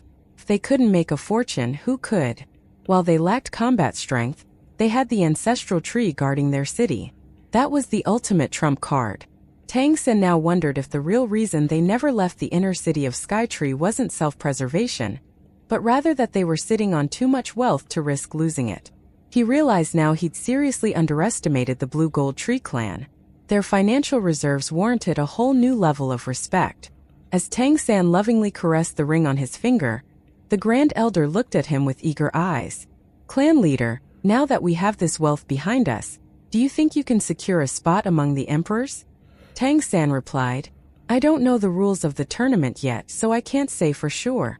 But those coming to compete are all well prepared, and they all thirst for the throne. Still, I should have a decent chance." The Grand Elder's eyes lit up. "Then you must give it your all. If you succeed, the Blue Gold Tree clan's status will soar overnight. Combined with your past feat of slaying an emperor, no one would dare target us again. We could regain our dominance over the life attribute treasure trade in no time. I've been thinking about your proposal for us to take a neutral position, and honestly I think it's brilliant. If we only serve the Solstice Empire, we'll lose access to the Empyrean Dominion's markets. Middlemen will eat up all the profits. But if we establish a neutral stance and station members in every major city, then every power who benefits from us will want more. That will also drive up the price of blue gold fruits and everything else we offer." Tang San stared at him in astonishment. "I have to say, I really misjudged you guys. So this was the real innate talent of the Blue Gold Tree clan?" He couldn't help but feel a bit speechless. This discussion had certainly opened his eyes to a whole new side of his people. "Grand Elder," he said, "please organize the other elders to collect intel on the upcoming auction. Let's be fully prepared. The more we know, the better our chances of winning." "Understood. We'll get as much information as we can. Even if we have to burn through a mountain of coins, we'll help you claim one of those 3 spots," the Grand Elder said with great enthusiasm. That confidence wasn't based on Jean Miaolin's personal strength. Instead, it was rooted in absolute faith in the clan's bottomless purse. In the Grand Elder's eyes, if they could just outfit Tang San with enough divine gear, his unparalleled life energy would just carry him through. Of course, as someone who had no real combat abilities and experience, he also had no real concept of what determined true battle power. But Tang San was not about to ruin his eagerness. At least he's got a beautiful vision, I suppose. After seeing the elders out, Tang San sat there playing with the space ring. Even someone as mentally disciplined as he couldn't help but repeatedly scan the sea of amethystine coins inside and marvel at the hoard. He had always thought the Etherhorn Merchant Association was wealthy, but now, compared to the Blue Gold Tree clan's pirate ship, theirs was a paper boat floating in a puddle. No wonder so many clans and cities had tried to capture and exploit the Blue Gold Tree clan. Their life resources were simply too rare and too valuable. Since Mei Gongzi hadn't arrived yet, Tang San stayed in his quarters at Council Mountain to continue training. But after 3 days passed with no sign of her, he started to grow restless. Given the space transmission abilities of the Peacock Demon clan and the teleportation arrays he had already prepared, she should have been able to arrive within 2 transmissions. So why had it already been 3 days without a word from her? He was so preoccupied with worry that he couldn't even focus on his cultivation. Meanwhile, the elders had gathered extensive information about the upcoming auction, and as it turned out, the scale of the event was staggering. It would feature over 10 divine artifacts, and not the basic kind that Tang San and Mei Gongzi had won at the Ancestral Court Elite competition. These were proper high-grade divine artifacts, top-tier items whose owners remained a mystery. The fact that they would appear in this auction meant one thing: it was going to be historic. Countless hopefuls were sharpening their blades, eager to outbid their rivals for the best pieces of gear. The Ancestral Court had grown even more crowded. Every hotel was completely booked. Rooms were impossible to find. The whole city seemed to be burning with fervor. On the fourth day, when Mei Gongzi still hadn't shown up, Tang San finally couldn't take it anymore. He quietly left the council mountain and returned to the top floor of the White Tiger Grand Hotel. His note was still where he had left it. Mei Gongzi had clearly not arrived. Focusing inward, Tang San gently tapped the projection of the Azura sword that resided within his sea of consciousness. This was his best way to confirm her safety. As long as the sword's projection didn't act up, it meant Mei Gongzi was likely unharmed. Moments later, the projection sent back a response. A wave of sword intent rippled outward, clear and without any distortions. All was well. Tang San finally exhaled a breath of relief. Though this communication was limited, it was enough to let him calm down. At least she was safe. But when would she arrive? Leaving the White Tiger Grand Hotel, he noticed the night had already fallen, and the city was absolutely booming. The word bustling was simply inadequate to describe it. The streets were packed to the point where there was barely space to stand. The ancestral court hadn't limited entry either. As long as one belonged to the nobility, they could attend. Tang San was starting to wonder if every noble of every race across the entire demon continent had come to the capital. The place was a madhouse. Walking amidst the crowd, Tang San suddenly sensed something. His gaze turned sharply in a particular direction. A carriage procession was heading toward the White Tiger Grand Hotel. When he saw the emblem of the Peacock Demon clan on the carriage, his eyes immediately lit up. Without hesitation, he extended his divine consciousness in that direction. "How dare you?" A stern voice rang out from the procession. A flash of silver light burst forth, startling the bystanders and sending them scattering to the sides of the street. The noble demons and nymphs present were all powerhouses in their own right, and they were even more sensitive to the aura of the figure that emerged from the carriage. Moreover, the city lord insignia on the vehicle made it clear. This was the lord of a main city. Regardless of where they were from, that status alone demanded respect. It explained why the procession had been allowed to enter the ancestral court so smoothly. When Tang San saw the figure rise into the air, a smile crept onto his face. He immediately withdrew his divine consciousness. He was back in the guise of Jean Mirolan, so he kept his appearance thoroughly concealed. Suspended midair was Luo Qingzhu, her beautiful eyes gleaming with sharpness. As a peak 11th order powerhouse, she had immediately sensed the divine consciousness sweep just now. It had been strong, very strong, which triggered her caution. Even if the one behind it was an emperor, such bold probing was a clear act of intrusion, an offense toward a city lord's procession. It went beyond normal rudeness and well into the territory of a diplomacy failure. But now, to her surprise, the probing divine consciousness had vanished completely, without a trace. She couldn't even lock onto its source. The precision of that control made her even more vigilant. Whoever it was, they were at least as strong as her, and indeed there was a distinct possibility of them being an emperor. Meanwhile, Tang San continued walking calmly through the crowd, smiling faintly. With so many eyes around, he didn't try to approach. He simply tightened his hood and slipped a communication device into his ear, attempting a connection. "Was that you just now?" A familiar voice snapped as soon as it connected. "Yup. What a coincidence, I just came from your grandfather's place," Tang San replied with a smile. "Humph. It's been days and you still didn't come see me. You're really something," Mei Gongzi grumbled. Tang San smiled wryly. "I went back, but you had already left for the ancestral court. I've been waiting here since, but after several days with no word I got anxious. So I tapped the Azura sword to nudge you. Didn't expect it to be right as you were arriving. Did you stop somewhere along the way?" "Yes, actually. My second mother took me to retrieve something. An inheritance left behind by the Peacock Demon Emperor." "I see. Speaking of that, there's a major auction happening soon, and word is there will be incredible items. Let's check it out and try to get you properly armed. Since you're the prize in this matchmaking tournament, you probably won't have to fight until the end, which is great. More time to prepare. Has the ancestral court discussed the rules with you yet?" "They had me come a month early to finalize the details. We figured it was better to arrive early and get ready. We're heading to stay at the White Tiger Grand Hotel now. Are you coming?" "Of course I'm coming. Now that you're here, how could I not?" Tang San chuckled. "Want me to stay the night with you?" Tang San laughed. All right, I'll wait a bit then. Let me know once you're settled in. I'll teleport straight there. With Mei Gongzi finally here, Tang San felt at ease. The last time they came to the ancestral court for the elite competition felt like yesterday.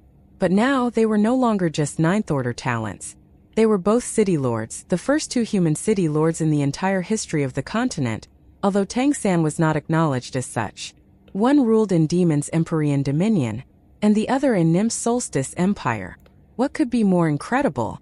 It downright sounded like a fairy tale. They now held influence over more than 1/8 of the entire continent. It was the most powerful position humans had ever achieved on Phelan Planet. The only step left was to ascend to emperorhood.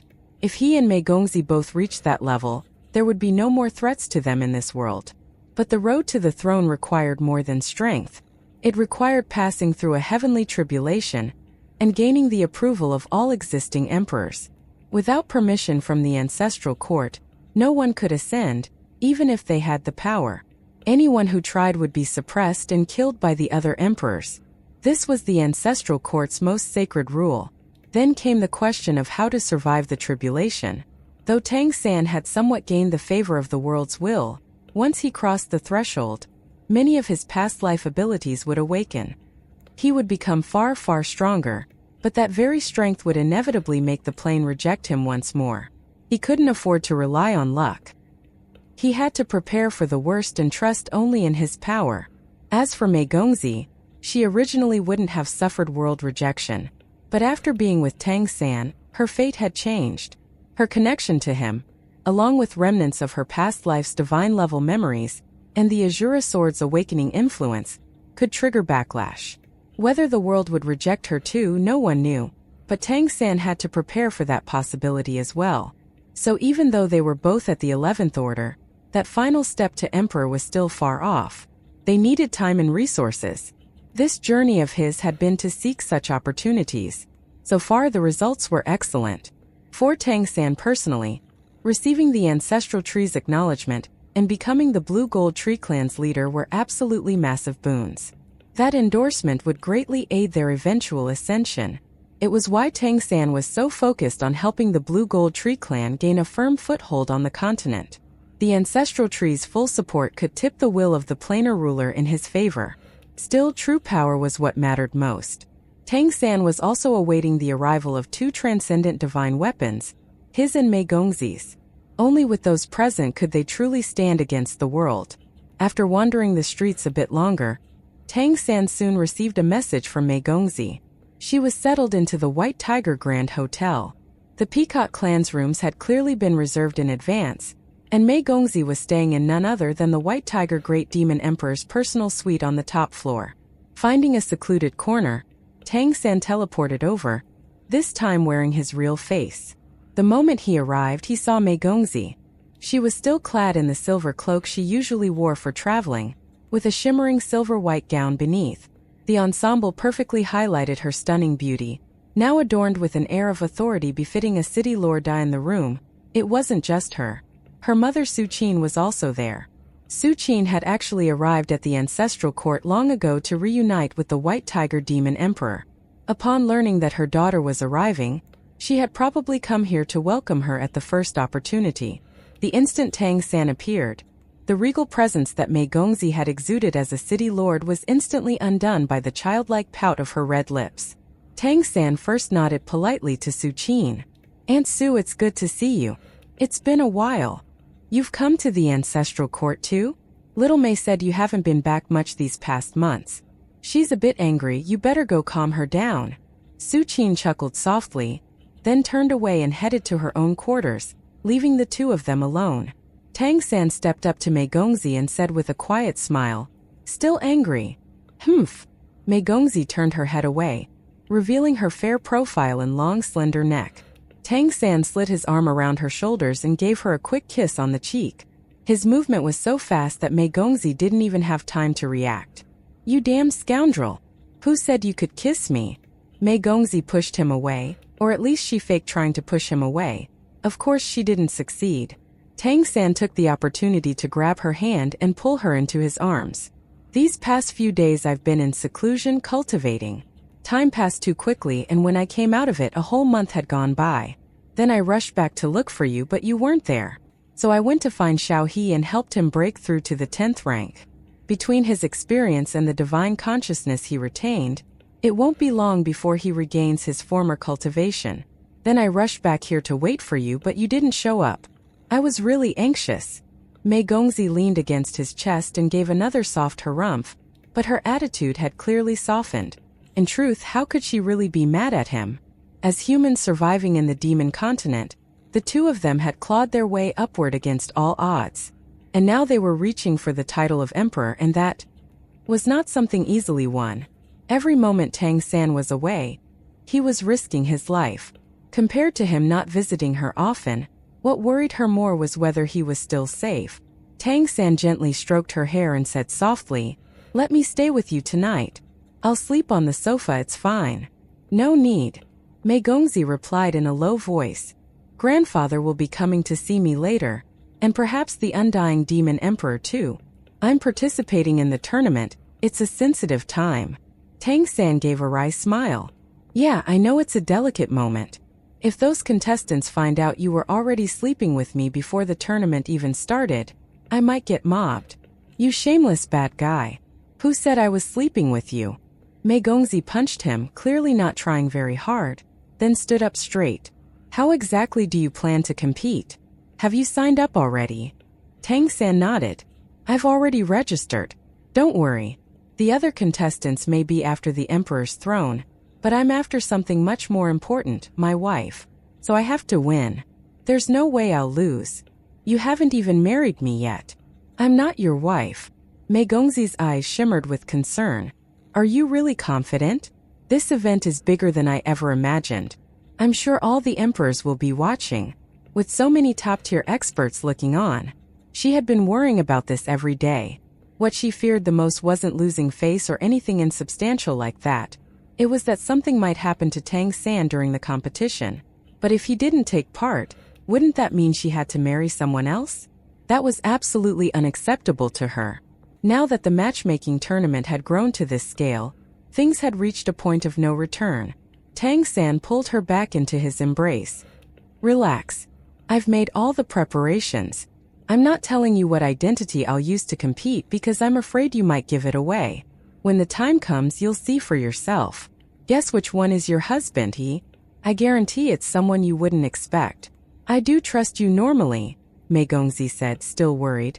"But this time the stakes are too high. I'm not afraid of anything else, just that you'll get exposed and the emperors will go after you. That would be serious. I promise you there's absolutely no risk. Don't you trust me? How did that life energy I gave you last time work out?" To Tang San, the greatest risk wasn't himself, it was Mei Gongzi. The divine consciousness of an emperor was extremely sharp. If she showed too much interest in him, especially when they were supposedly from opposing cities, it would definitely raise suspicion. That was why he insisted on keeping his current identity from her. "I've absorbed it already. It helped a lot. My foundation feels more stable, and my cultivation has improved," Mei Gongzi said. "Good. When you get a moment alone with your grandfather, you can ask him if my current identity is safe. He knows who I am acting as, but I told him not to tell you. But at least you can confirm with him that I'm secure. Worst case, even if something is exposed with your grandfather, your father, and your second grandfather all supporting us, we won't be in danger. I would never gamble with our future. So don't worry about anything. Just act like normal, and take part in the tournament as expected. When someone finally stands in front of you at the end, that person will be me." "All right. You sure are confident. So if someone else ends up in front of me, I'll marry them instead, Mei Gongzi said with a teasing smile. "Sure," Tang San said with a faint smile. There was no arrogance in his gaze, only absolute confidence. With 5 great transcendent bloodlines under his belt, if he couldn't win against others of the same level, he might as well give up. The only real challenge for him was winning without exposing his more unique abilities. After all, as the Blue Gold Tree Clan's leader, he supposedly wasn't much good at fighting. Seeing his confidence, Mei Gongzi's heart felt lighter. "Have you been staying in the ancestral court all this time? Where are you staying?" Tang San chuckled. Is this you fishing for information? What if I told you I've been living on Council Mountain? Oomph. You never say a single honest word. Not talking to you anymore. Mei Gongzi pushed him away and took off her cloak. Tang San didn't explain anything, only smiled as he watched her. Mei Gongzi glanced back at him, her eyes glowing. You really aren't leaving tonight? Or maybe come back a little later? That simple question nearly shattered Tang San's composure. He gave a wry smile. I should go. I'm not sure I can control myself. If something really does happen, those emperors will probably sense it. Pei, you shameless devil. Who said anything would happen? I was just going to let you sleep on the sofa. Feeling sorry for you. You dare defile your big sister Mei. Mei Gongzi stood with hands on her hips, cheeks flushed. Tang San watched her with a warm smile, his gaze growing tender. Back in their previous life, hadn't she looked at him just so many times? In this moment he felt incredibly fortunate. Fortunate that he'd been able to come to this world and find Mei Gongzi, to find the woman he loved. If he hadn't found her, he might truly have chosen to vanish along with her soul. Being stared at like that, Mei Gongzi finally couldn't take it anymore. She turned her back to him. Are you leaving or not? If you stay, I'll make sure I see my grandfather somewhere else. Before she could finish speaking, a pair of strong arms wrapped around her from behind, pulling her into a warm embrace that instantly filled her with peace and a deep sense of safety. At that moment, she even dared to feel a little tired. They're on their way. I'll head back for now, but we'll stay in touch. Just poke me through the Azura sword, and I'll be there in a flash, Tang San whispered in her ear. The next moment, Mei Gongzi felt a sudden emptiness behind her, a wave of warmth and a twinge of loss arriving almost simultaneously. Just then, Su Qin's voice came from the second floor. Little Mei, your grandfather is here. Hum. Mei Gongzi snapped out of it and hurried upstairs. As she reached the second floor, she saw Su Qin sitting down, arms linked with the White Tiger Demon Emperor. Clearly, the relationship between them was back to what it had once been. Greetings, Grandpa. Mei Gongzi smiled sweetly and curtsied to the White Tiger Demon Emperor. The White Tiger Demon Emperor smiled and said, My little Mei is getting more beautiful by the day. Tang San just left, didn't he? Mei Gongzi's cheeks flushed and she nodded softly. The White Tiger Demon Emperor said, He just messaged me through divine consciousness. He wanted me to tell you that he's completely safe right now. And indeed he is. To be honest, if he hadn't told me himself, I would never have guessed his other identity. Don't worry about it, really. He's keeping it from you for good reason. Once this martial contest ends, you'll understand everything. Anyway, enough about him. You are the one who needs to pay attention. The rules for this martial tournament are a bit tricky. Mei Gongzi's expression changed slightly. Grandpa, have the rules already been decided? The White Tiger Demon Emperor gave a slight nod. The general outline is set. Normally, as the one being courted, you wouldn't need to participate at all. Just marrying the final winner would do. That was the original plan, especially since we've always supported you becoming an emperor. After all, what would be the point of the bride participating in a contest for her own hand? But with the scope of the tournament expanding so dramatically, things have changed. First, the Solstice Empire insisted on taking part, citing the unity of demons and nymphs and other such pretexts. We couldn't flatly refuse. Actually, we couldn't even gently refuse. The Solstice Empire has taken an extremely aggressive stance on this matter. If we were to reject them, a conflict could very well erupt. I mean, their attitude is understandable. It's all about the struggle for emperor seats. So now this martial contest is effectively a battle for the emperor seats, and people are already calling it the battle for the throne. I, Undying, and Crystal Phoenix all support your rise to emperor. But within the Empyrean Dominion, not all voices are aligned. Every great bloodline has its own outstanding descendants, especially the dragon race. Since the fall of the Crystal Demon Emperor, the dragon race's once supreme status in the ancestral court plummeted. Tenebris simply isn't good enough to uphold their banner. They are now absolutely determined to seize one of the emperor thrones. Your father and second grandfather, of course, don't want the dragons to succeed. They want to keep them suppressed as much as they can. Anyway, that's an internal conflict of the Empyrean Dominion. The problem is that the Solstice Empire also wants a piece of the pie. And now, after the death of Adamant, they've grown even more desperate. If we seize 2 of the 3 available emperor positions, our advantage will be massive. If we take all 3, the Solstice Empire will be in an even worse position than when the Crystal Demon Emperor was alive. That's why they're willing to risk everything to enter this tournament. You're required to participate and not just observe because both the Solstice Empire and some factions within the Empyrean Dominion don't want you to be directly awarded an emperor's throne. That is why the rules were changed to make sure you are obligated to participate. Mei Hongxi nodded. You already mentioned something about that, so I was prepared. But how is that going to work? The White Tiger Demon Emperor replied gravely, "Undying and I fought hard for you. After all, this began as a martial contest for your hand in marriage. But internally, some argue that courtship should be mutual, that not only should you get to choose the suitor, but they should also have the right to choose you. So the contest has morphed into something bigger. Let's just say, the matchmaking event now isn't just about your match. All female contenders, including you, have been grouped together, while the male contenders form their own group. Both sides will compete. The only advantage you've got is that you are seated among the female contenders. You'll skip the preliminaries and begin directly in the second stage." Mei Gongzi blinked a few times. This was clearly something she hadn't expected. So it's become a mass matchmaking event? The White Tiger Demon Emperor nodded. Yes, that's the gist of it. The preliminary stage will be a knockout format, single elimination. It's about as simple and brutal as it gets. The second stage will be much better. Once both the male and female brackets have been cut down to 8 contenders each, there will be a round-robin phase. Each of the 8 on both sides will fight every other contender in their bracket.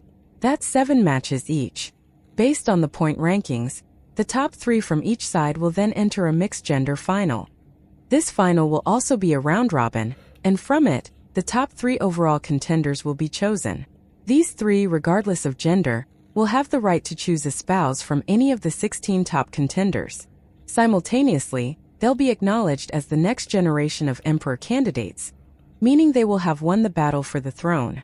Mei Gongzi frowned slightly. That's really complicated. So I'll have to compete from the second round's round-robin stage onward, and I must make the top 3 among the female bracket.